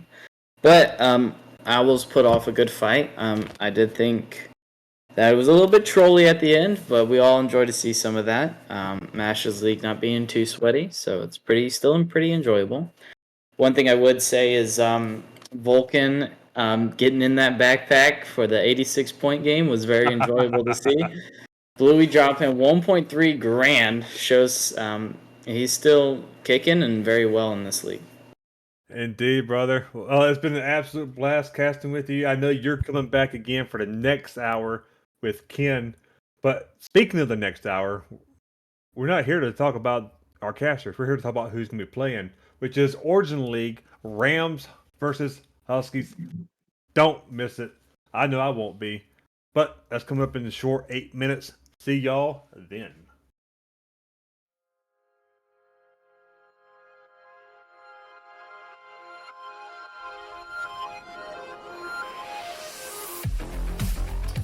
Me down, got me feeling low. So long, falling. Right here and now, we can try this again. If you're in, I found a seat, but I need to be free. Fell from the top, was not too bad. I'm holding back, I've made it my plan. Seeing this next time, I'll show it all then. Holding the key firmly in my hands. I'm looking for, I know you're at this. And this is it, I have nothing to lose. Now is the right time, I'm making my move. I wanna hide now. You can't bring me down. I wanna hide now. You can't bring me down.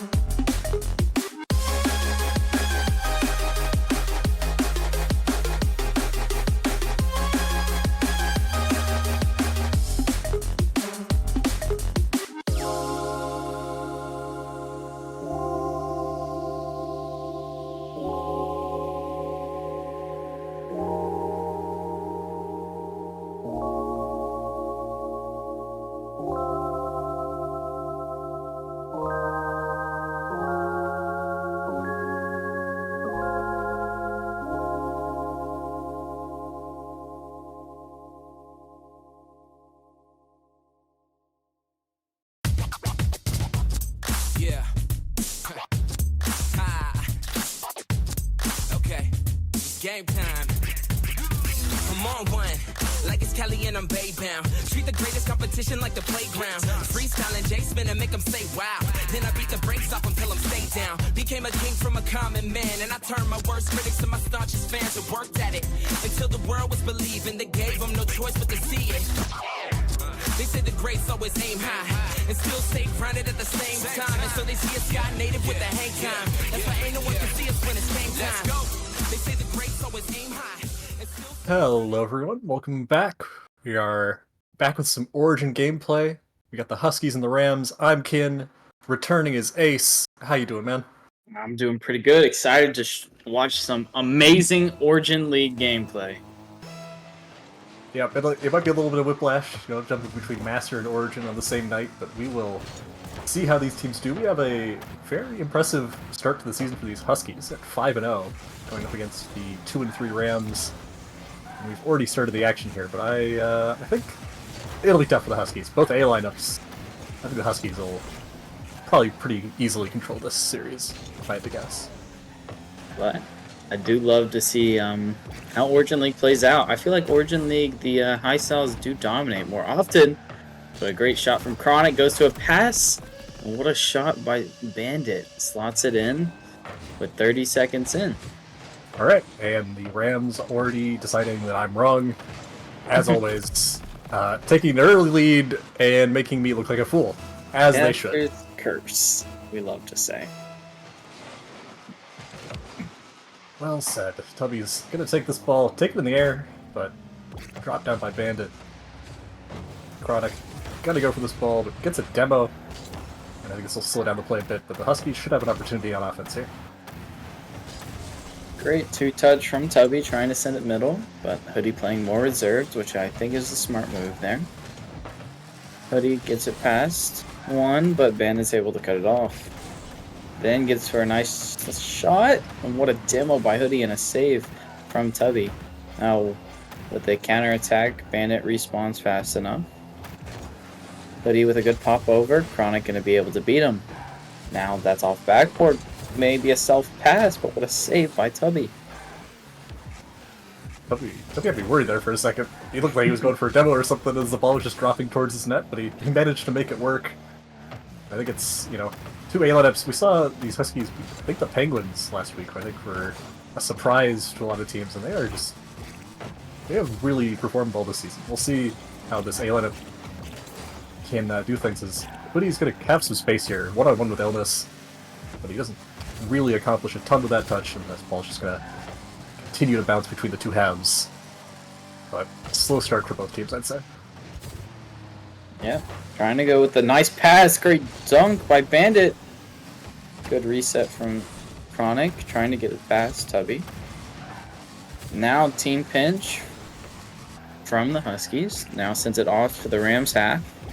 Great pass attempt. Tubby not able to get the shot he wanted. Chronic going to send it down towards Hoodie. Hoodie going to get a good touch. Off corner, try to play it around one. Not able to. Huge bump from Hoodie. Now makes it a 1v2. Chronic sends it deep. Oh, what a dunk from Hoodie. That might be in unless Chronic can get back. Puts it to the side.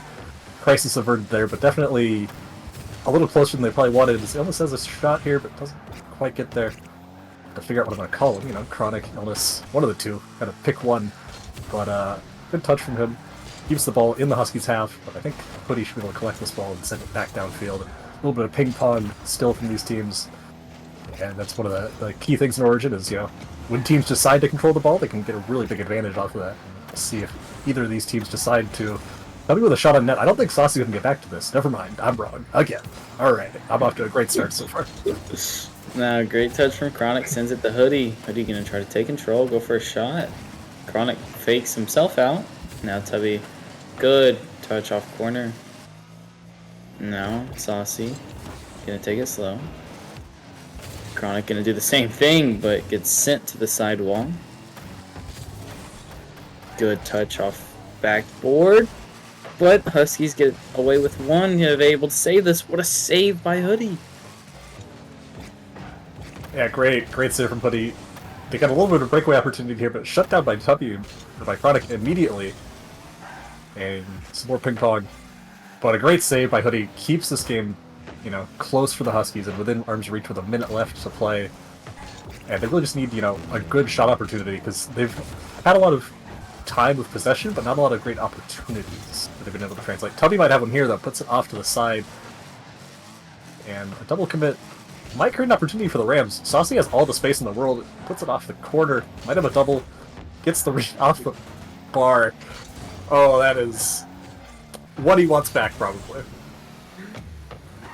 Almost said my favorite word there, but it was a very close try from the Rams. And now Tubby gonna send it across Chronic. Abel with another open net here, sends it through. Tubby doesn't miss 2 open nets in a row. Now, 25 seconds left, 1-1. Very, very slow and very ping-pongy game, but I think it's still looking good from both teams, taking control, still playing really good defense. But 30 seconds left, they might be able to prove me wrong. Yeah, I mean, we're definitely seeing some great opportunities for both teams, and not quite being able to convert, but I think it's good that they are getting these opportunities and feeling out in this series, what they can do. Saucy might have a pass here. This might be a good shot, but Chronic not quite there. I don't think, can't blame him for not being there. That was a real tough pass to read. Tubby's gonna have a shot on net, but saved away by Saucy. And this game should be going to overtime unless Saucy has a great shot on net here, which he might. That might be an opportunity. A double touch off the off the post. That was a lot closer than I thought it would be, to be completely honest. The way he approached that, I was like, I'm not sure he has it. But he made a good effort at that. That is, I like the confidence there. Now, Chronic, 100 boost in the corner, gets another good 50. Hoodie, 0, gonna have to 50 again. Saucy sends it high. Chronic gets it across 1. Hoodie on his last legs, trying to get some boost. The double fake. Tubby trying to bump one off. Now Saucy has all the time in the world with 100 boost. Sends it to the left side. It's actually a self-pass, and he shoots. Oh, close call. But nice shot from Saucy. Sends the game away in just 37 seconds. Yeah, Tubby looked like he just got caught in no man's land there. Not a lot of boost. Didn't really know whether he should challenge that ball or play, hard defense there. And just gets punished for it. Great shot. On net. Hoodie couldn't quite get back and get the save, and that is the first game to the Rams in this series, and making me look like a fool. I said the Huskies would control it pretty well, and they got outshot 8-4. That's not a recipe for success at Origin. Yeah, you already put the casted curse on Huskies, so I think Rams are going to sweep them tonight. But I just did the reverse casted curse, so now it's going to be a pretty close game. I think Rams played really well that game. Obviously, some misses, but still looked fairly consistent. Huskies' defense was, in my opinion, on point. Maybe a little bit needed in the other side on the Rams half. But overall, I think this is going to be a close game no matter what. Huskies, if they play more aggressive, and Rams, if they start slotting those shots that they have, I think it's going to be a very close game. Yeah, I mean, you see Saucy there with 7 shots.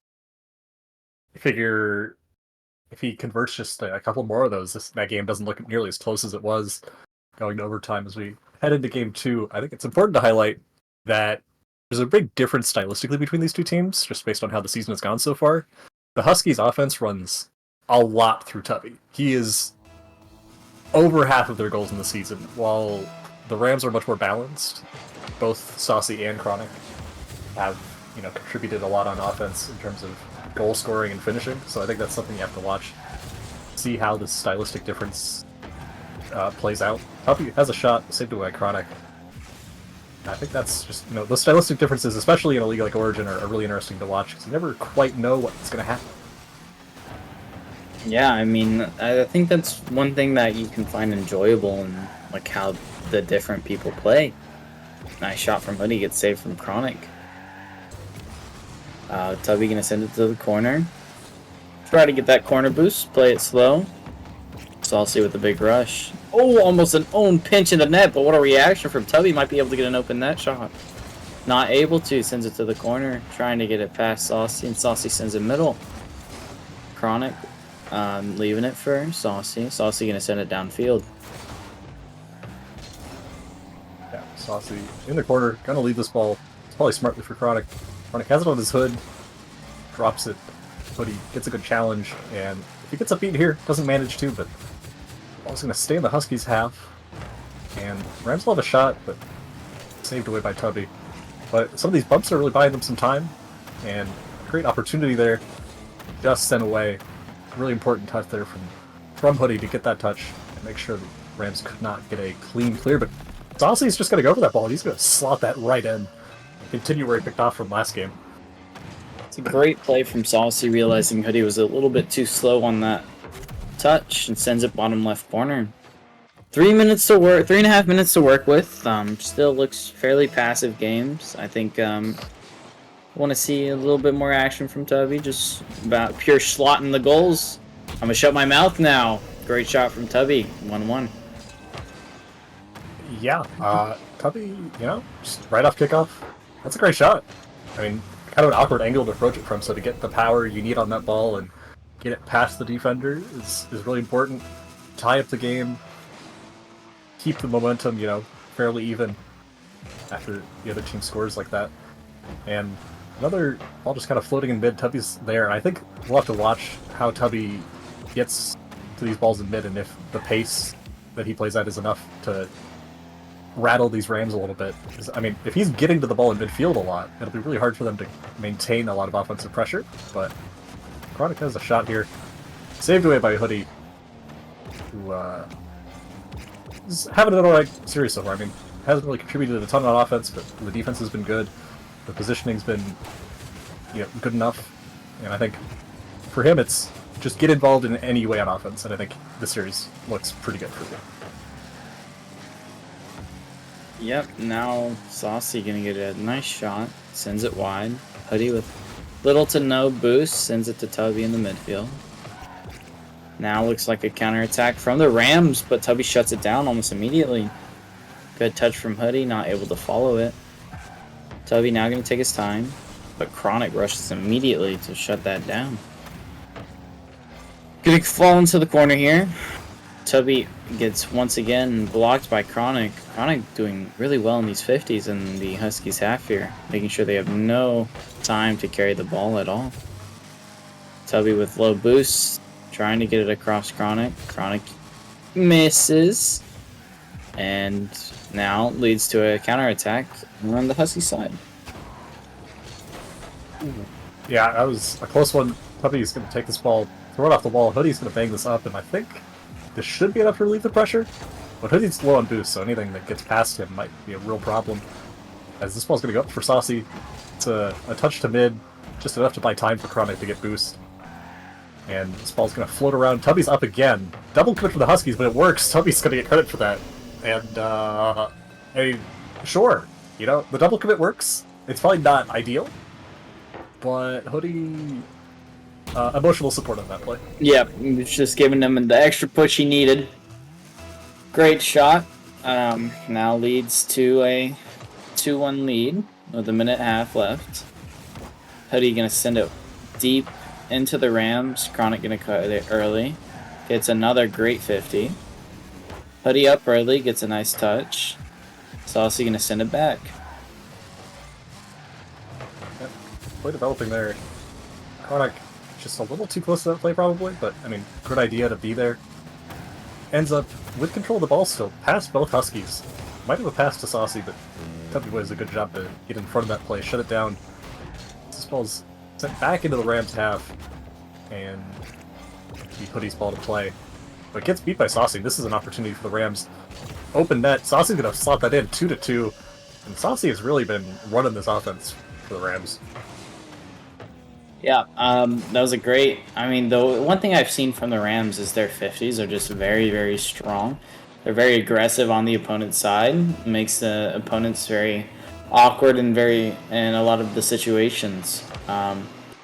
Another great 50 from Chronic now leads the ball on the Husky side, and Hoodie gonna have to pre-jump to save here. Gets another touch around both. It's a great play from Hoodie. Leads at 3-2 with half a minute left. Yeah, I mean, Hoodie, I said he needed to get involved in something on offense. That's a good way to do it. Getting an easy beat and then just wide open net, take your time, put it in, give your team the lead with 30 seconds left. I mean, plenty of time for the Rams to come back, but I think a good sign for the Huskies that both players getting involved on offense now. And it's kind of the same story for the Rams, It's been I don't know if Chronic has scored yet this series, and that's the whole thing, I mean, I brought it up earlier. They're a very balanced team in their scoring, so they need to show that in this series. Chronic has an opportunity here. Ball on his hood, gets a 50, and he's batting great 50s, but that wasn't quite what he wanted as that ball dives back out to mid. 10 seconds left, clock ticking down. Hoodie's going to get this ball, send it off the wall, past at least one Ram. Tony's going to have a shot on net, and this ball, 2 seconds left. And this game will be over. Huskies will take game 2, equalize the series. And another really good game. I mean, these teams are playing really close. Yeah, I feel like, as you said, Hoodie did get more involved there, getting 4 shots, especially with that beat at the end. I think that's the one thing that the Huskies really need to do is just get Hoodie a little bit more involved, and they did. I think same thing, like as you said with Chronic. I think Chronic and Bandit needs to work together a little bit more and get those 50s that they want, and then work it off of each other to get more goals. Their shots were fine. It wasn't as much as it was last game, but it still was a great game nonetheless from both teams. Yeah, I think for the Rams, you're finding success when you are getting the 50s in mid, and if you're the Huskies, they're finding success when they're just avoiding taking the 50 at all and getting the beat early. So you have to be mindful of it as the Rams and watch some of these challenges that you're making in midfield and make sure that you actually are going to make contact, because when you don't, that's when you're getting beat. But when they are in, the right place fast enough, they are controlling the pace of the game really well, and that's so important in Origin, keeping the other team from being comfortable. And as we head into game 3, series tied now. Huskies probably with a little bit of momentum. Really looking to Chronic step up, get some goals of his own, and make this series interesting. That is one thing we always want to see is an interesting series, but Saucy gonna go for a good aerial here, tries to get the double, not able to. Chronic, good slot, slots it bottom right, and that's a very quick goal for the Rams. Well played. Tubby almost gets the pre-jump, but not able to, and Hoodie flips off. Seems like he was trying to get boost. I'm not 100% sure on the entire goal there. Yeah, not sure he could have influenced that play too much anyways, so something to think about, but good start for the Rams. Yeah, I wanted Chronic to get involved, and he immediately did. It's like I asked for it. He must have heard me. But Saucy's gonna have a great touch here. Buys some space, Hoodie in the corner, a little awkward, but beats Chronic. Just a great opportunity for the Huskies, but Saucy is there to shut it down early and might have a shot on net. If he could just take his time, didn't quite take enough time. Probably rushed it, felt the pressure. He knew the Huskies were going to get back. Understandable. And, I mean, they still have possession, so it's not the end of the world. They'll have a great opportunity. But that ball's going to shoot out right to Saucy. And doesn't quite get there. That's just a shot on net from Chronic. 2-0 for the Rams. Great start to the game for them. Yep, he's doing what you asked. He's getting more involved. He's being more aggressive. I think Hoodie played a little bit too far out there with a little to low boost. But now it's off. 4 minutes left, so nothing set in stone yet. But Saucy with a great boom. Hoodie not able to read it, and Chronic's not able to either. And Tubby 0 boost, still able to get the shot. It's a great pre-flip shot there. Still a great save attempt from Saucy. Almost able to get it. Yeah, I don't think Saucy expected such a strong shot from Tubby. Probably didn't have a ton of boost. Tubby lands with the power slide there, gets a great shot, and enough power to just get it past the defense. And this ball's gonna roll with Chronic.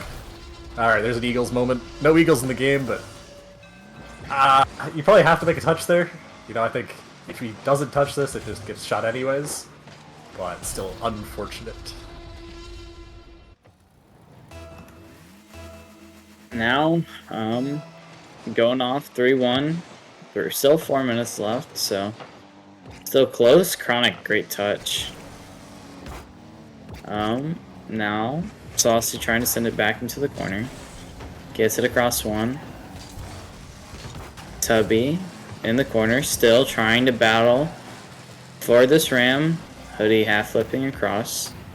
Tubby playing it across one, but a great read from Saucy. Now Hoodie's going to play a little bit more defensive, trying to clear this ball out. 50s, both of them. Tubby, little to no boost to work with. Gets it across one, but a great shot attempt. Good save by Saucy. And Hoodie not expecting that bounce. Great save by Tubby, getting his team out of an awkward position, but another great shot. Another great save. Tubby with boost to work with, takes the 50, tries to make it across. Chronic beats him. Yeah, and Chronic, doing a great job controlling the pace here in this game, just like we said. Might have misspoken earlier, but shot there from Tubby. That's gonna, bring the Huskies one goal closer, and just a great opportunistic shot there. Realizes Saucy kind of misplays that, doesn't get the touch he wants to the corner immediately, and punishes immediately, and that's a really good shot past the defense to bring the Huskies within a goal. 2.5 minutes left, plenty of time.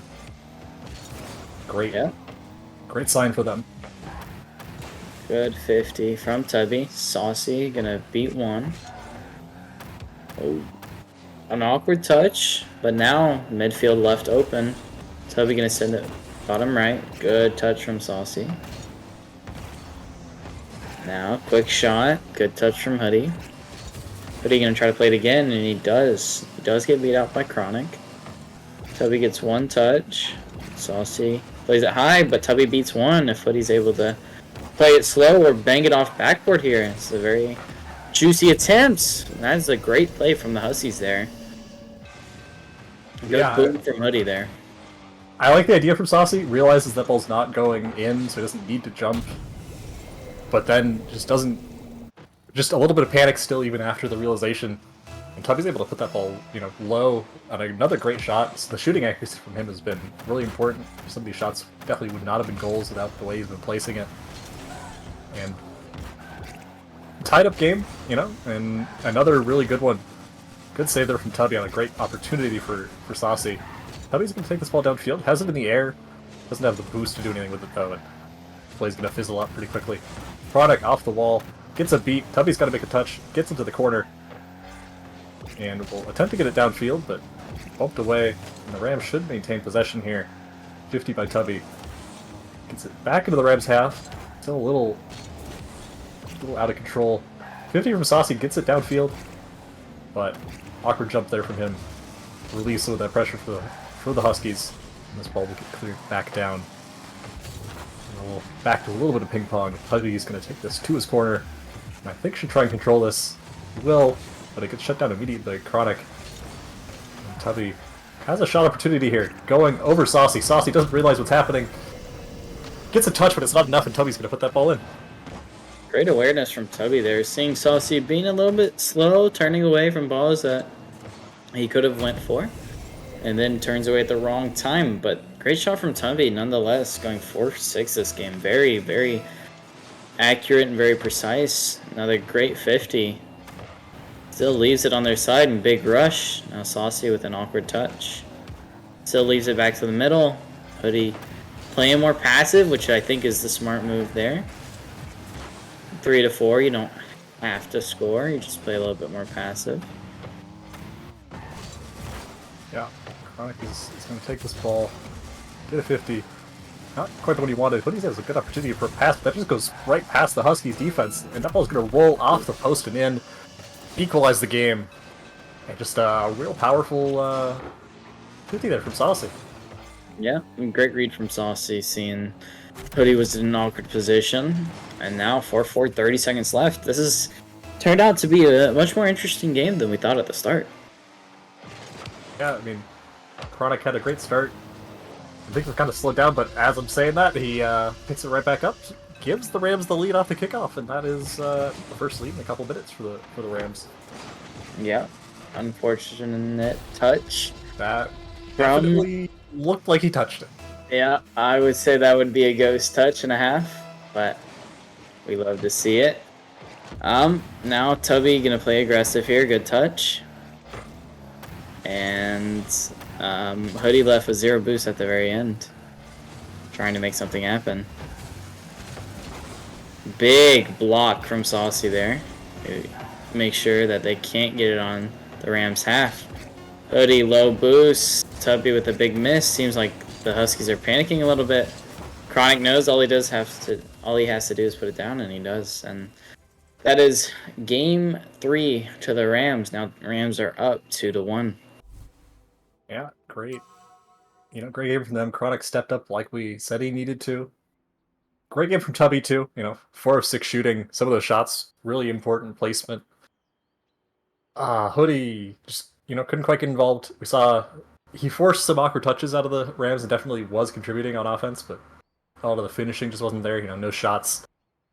And for the Rams, they did a good job of coming back. They were down for a lot of that game, and they kept it close, kept it controlled, and just really good play from them to stay in this game and come away with a win. Yeah, one thing I would say is some really great touches by Saucy, but also Chronic with the 4 for 5 shooting shows that he really did listen to us, I think, making sure that he was more involved on offense, playing with Saucy more instead of letting Saucy just play by himself. Now, going into game 4, Rams have the momentum, I would say, but still, all these games I think have been 1-goal games, so they're all very close, no doubt.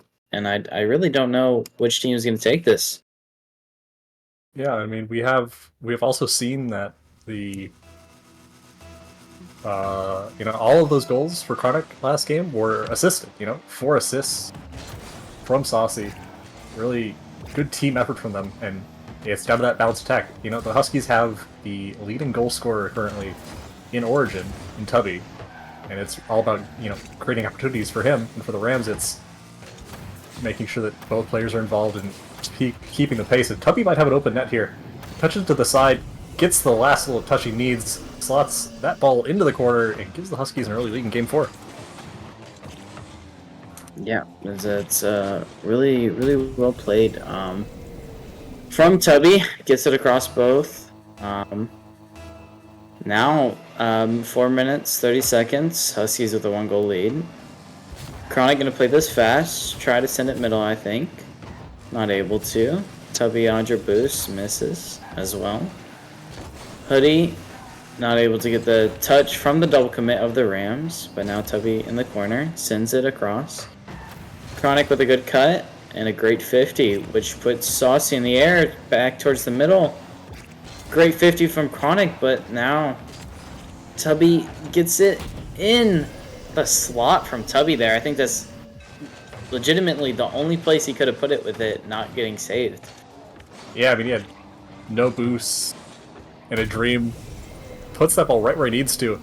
And we said it last game, we said it, we're going to say it this game, his shooting, when he's putting it in the right place, it's really hard for the Rams to make those saves because of the way that this offense is functioning, getting those beats early. Chronic has a shot here, but going to be saved away. And Hoodie might have an opportunity to go for a passing play. No boost, though, so it's going to be tough. Tubby smartly turns away there, tries to get back on defense. Saucy's going to cross this ball through mid. Tubby's there to shut it down. And Tubby cuts in front there, gets a touch. Might have had an opportunity for Hoodie. I'm not sure where Hoodie was in that play. Might have had a shot, but Tubby takes control of it and at least gets it out of their own half. I think that's the best thing they were hoping for. Just release some of that pressure. You're up by 2. You don't need to score immediately. And awkward miss there, but not punished. This ball's just going to roll away. I think Huskies should come away with it. Good demo. That might be an open net again for Hoodie. Tubby almost gets the dunk. Great opportunity, great shot. But Chronic just gets enough of that ball.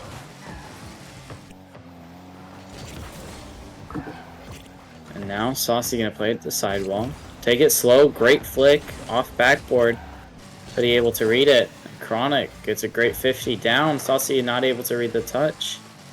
Tubby gonna take it slow, tries to get it past Chronic and does. Saucy gonna cut inwards, gonna get the full boost, try to play off. Great bump from Tubby there, but Chronic able to send it out.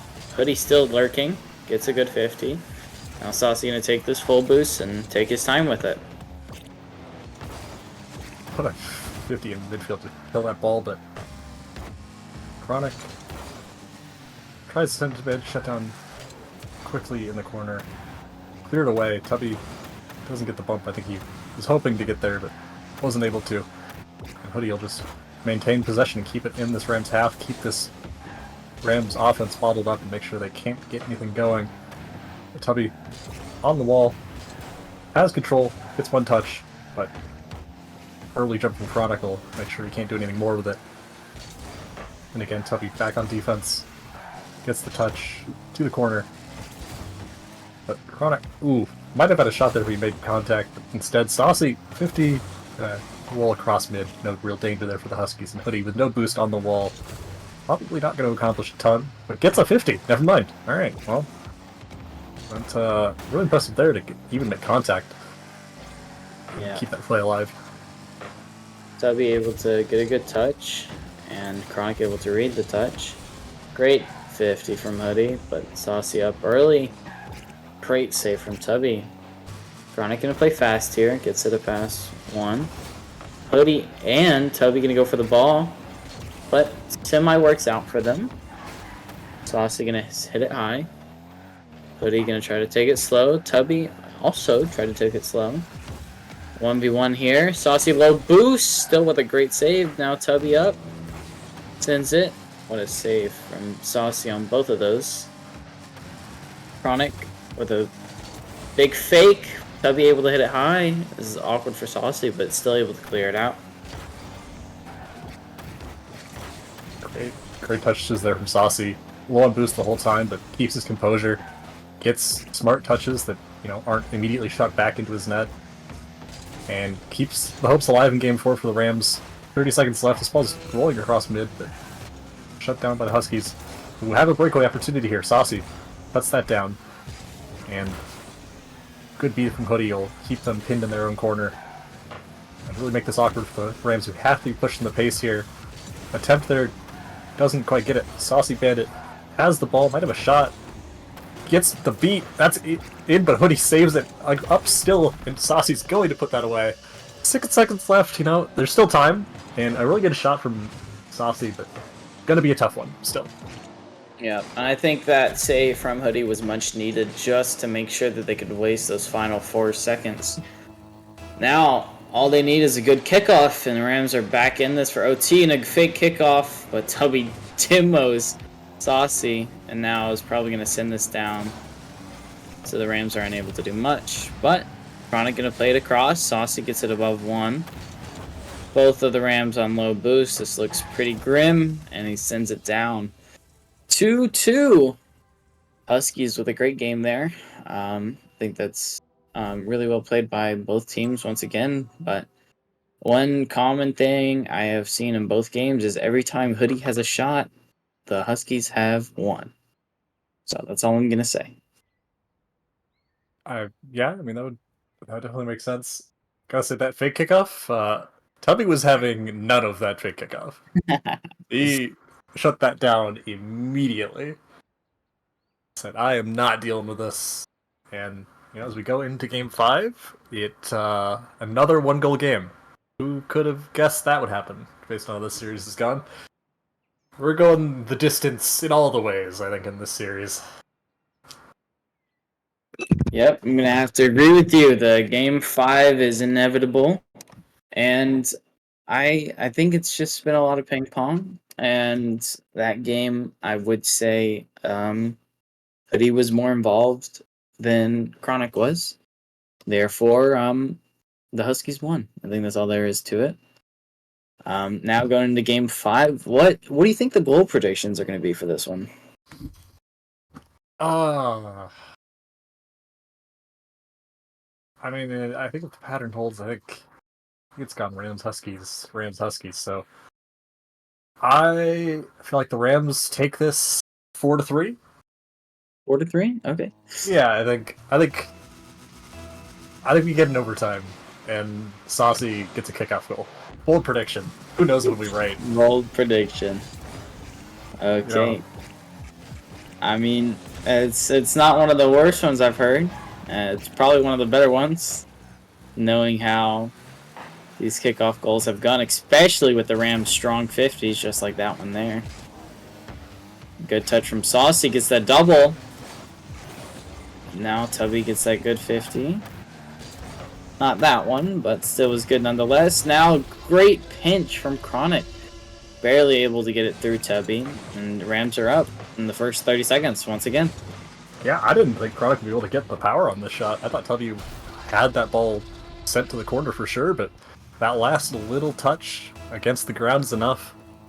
Gives the Rams a 1-0 lead. And, we'll have to see if your pattern holds. Will Hoodie get a shot, and will the Rams win? Or, sorry, will the Huskies win? That's the real pattern of this series I think we'll have to watch. And if he can do that, it's worked the first two games. We'll have to see. Ball's in the corner, Tubby with a shot. Hoodie's there, beat by Saucy, and this ball's going to roll back to the corner. Huskies should be able to collect this. I don't think they'll have any immediate challenges from the Rams. So, based on the pace they're playing. Tubby with a great shot saved away by Saucy, whose defense has been really good this series. I think that's one of the standouts for me, is Saucy on defense. I'm thinking a shot from Saucy. Alright, I praise his defense. He goes, I can do the other end too, and gives the Rams a 2-0 lead. He really just was like, I'm not all defense. I can do, offense too.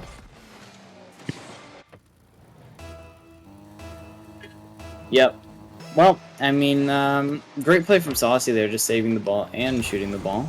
Now with a big boom, Chronic might be able to collect this, gets a good 50, and gets the boost. Tubby gonna 50 it across one. Saucy gonna cut him off. Chronic gonna try to take control, played around Hoodie. Hoodie with 100 boost now. Sends it back to the corner where Saucy resides. Tubby gonna get a good touch.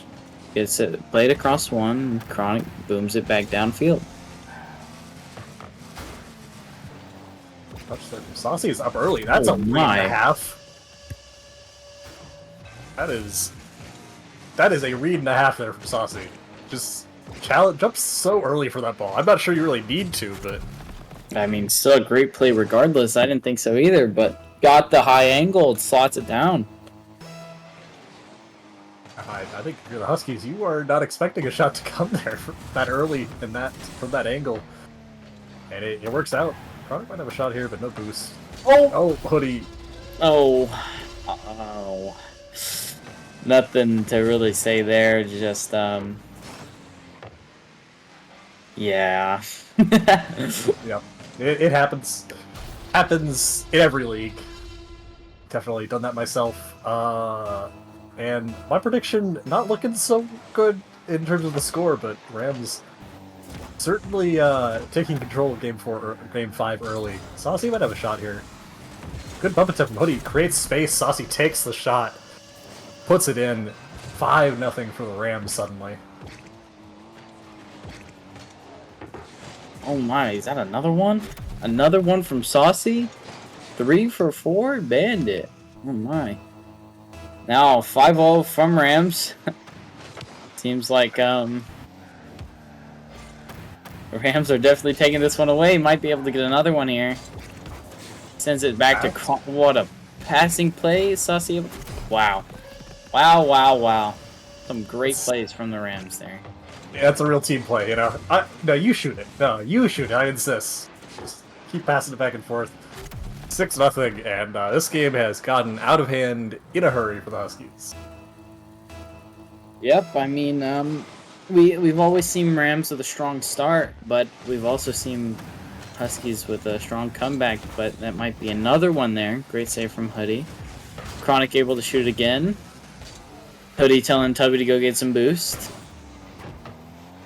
Now Chronic up early. Able to get a touch. Now Tubby gonna try to take control. Plays it to the corner. And under one has a free net. That is a great play by Tubby. Gets at least one goal this series. Or this game. Now with 2.5 minutes remaining. It's gonna be a struggle for the Huskies to come back from a 5-goal deficit though. Yeah, I mean, especially it just feels like the Rams have picked up the pace a lot from the last game of the series. In terms of they're just deciding to challenge a lot sooner, and it looks like the Huskies are really uncomfortable. I mean, they had a great goal there, but beyond two. I mean, Saucy's there. That's a read and gets the double, and that's get out your passports, man. Yep, going to Brazil, baby. Great shot from Saucy, and both of the Huskies on 0 boost. Looks very rough. Now it goes back to a 6-goal deficit. It's very rough for Huskies fans and Huskies players. Tubby gonna try to take control, send it across. Saucy pre-jumping it. Hits it down towards Chronic, and Chronic plays it fast. Ball going straight back down to Chronic. Chronic gets a good touch, and that is 8-1 on the final game. Looks like Rams are coming out here just wanting to win more than the other games, it seems. Yeah, this is a real anticlimactic ending to a pretty good series. Every game before this, 1-goal differences, and the Rams had enough of that, I guess. Decided they wanted to be sure well in advance. This is another one from Saucy, and Wow. yeah, wow is definitely the correct sentiment for this, the way this game's gone. They just look unstoppable suddenly. Yep. Yeah, completely different than the first 4 games all being pretty much 1-goal games to now having an 8-goal deficit. Tubby with a good touch. Hoodie not able to get there fast enough. Chronic with another shot. Sends it wide. Plays it back towards the middle. Saucy with another shot. They just won't quit. They don't stop, Ken. Why won't they stop? What happened between Game 4 and Game 5? There wasn't even a timeout or anything. I think The Rams are just other beating came the over and took a Huskies. controller or something. Yeah, the Rams are just beating the Huskies to every single ball. Like, there's no pace out of the Huskies. I don't know if that's, something the Huskies are doing or something the Rams are doing, but, It's working for the Rams at Yeah. least. yeah. Another great save from Saucy, making sure they have no life left in them after this game. Yeah, we are. I mean, never want to say things too early, but I think we're going to see the Huskies drop their first series of the season. I think this will drop them to 5-1. Still a great season from them, and I think we'll be seeing them in the playoffs. But this game is one they will definitely be burning the tape of and forgetting about, as that's. Well, Chronic might be saving them from the Saucy's there. That is 8 goals now for Saucy. He just wanted Saucy to have another one, I think. I think that's what that comes down to. Yeah, what a great teammate. He wants Saucy to get the triple hat trick this game. I think this might break the Player of the Week formula. I think this just might break my brain. I think that's what it might break. Saucy does have another shot, but 30 seconds left. And if you're the Huskies, it's damage control at this point. Oh, well, that's damage control plus a little bit more. Yeah. Yeah. That's all we can really say there. Great shot from Tubby nonetheless. Still, the Huskies still peeking out with a little bit of life. Another great touch. Might be another shot and gets another one. So do you think it's scientifically possible for them to get 8 goals in the next 17 seconds? Ken? No. No. I don't think so either. But, it'd be enjoyable to see them try if they get 8 more kickoff goals. That's still a really strong kickoff nonetheless. Oh my, almost. Not a chance. Alright. Almost an angle. There we go. I will point out, Hoodie got a shot this game, didn't win. So that pattern did not hold. But the ping pong pattern of Rams Huskies did. That's a great game from both of the Rams. especially Saucy dropping. How many points was that? 1,500 on the Huskies, That which that is is more in a game than some people will get in the series that they win. exactly. That is spectacular game from Saucy with really well played. Let's see if we can get these boys in here for an interview. We will try and get them in here.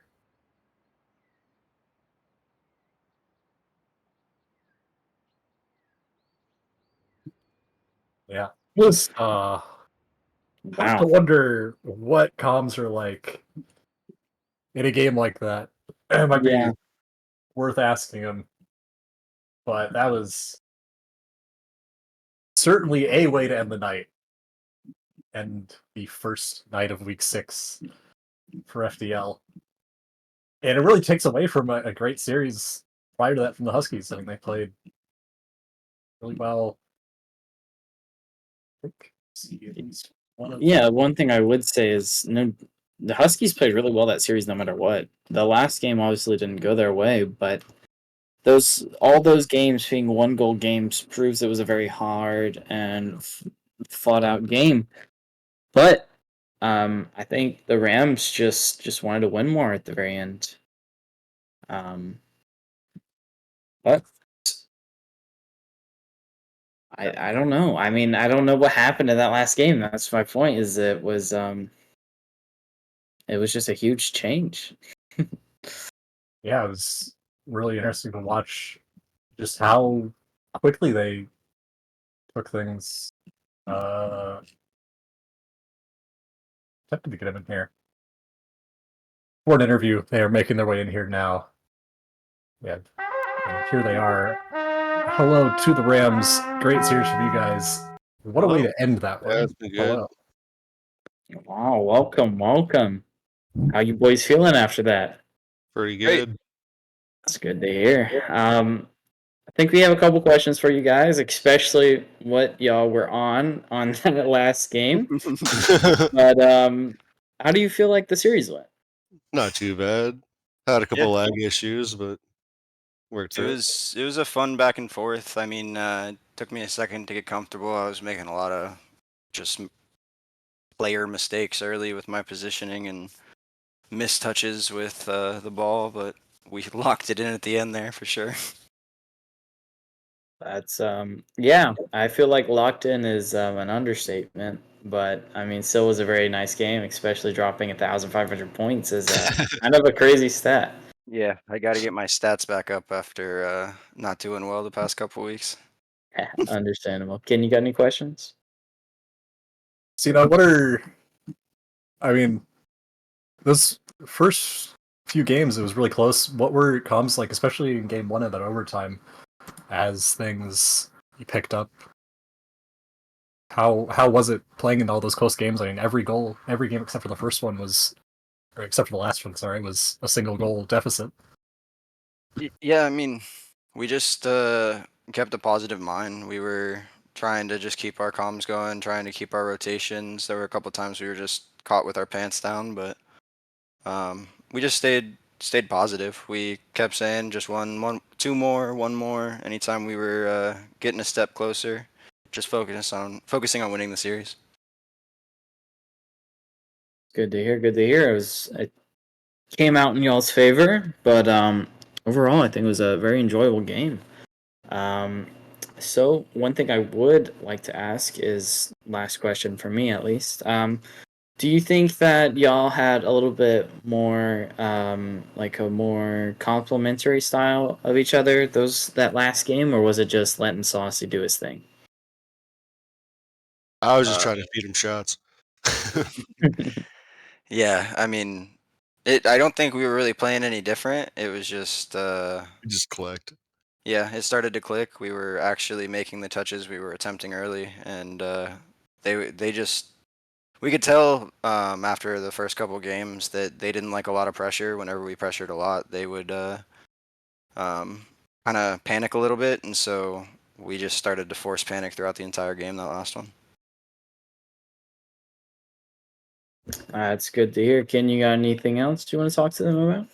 I think, great series from you guys. Good luck the rest of the season. I think that brings you to 3-3 now. Definitely still firmly in the hunt for the playoffs, and good luck for the rest of the season. Thank you. Thank you. And on that note, I think we're going to close it out. Tomorrow we got some great games. We have Penguins against the Owls in the Expert League, and then Lobsters versus the Unicorns in the Star. And then the Vipers versus my own team, the Griffins, on the Saturday. So stay out there. Can't wait to see y'all in those games. Other than that, everybody have a great night. And it's 10:55, so everybody get your rest and going for the new day. Thank you. Right on. Have a good one.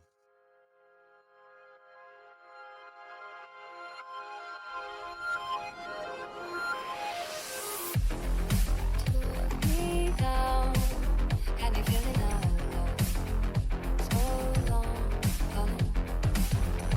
Right here and now, we can try this again. If you're in, I wanna see what I need to be free. Far from my purpose, not too bad. I'm holding back, I've made it my plan. Seeing this next time, I'll show it off then. Holding the key firmly in my hands. I'm looking forward, I know you're at. And this is it, I have nothing to lose. Now is the right time, I'm making my move. I wanna hide now. You can't bring me down. I wanna hide now. You can't bring me down.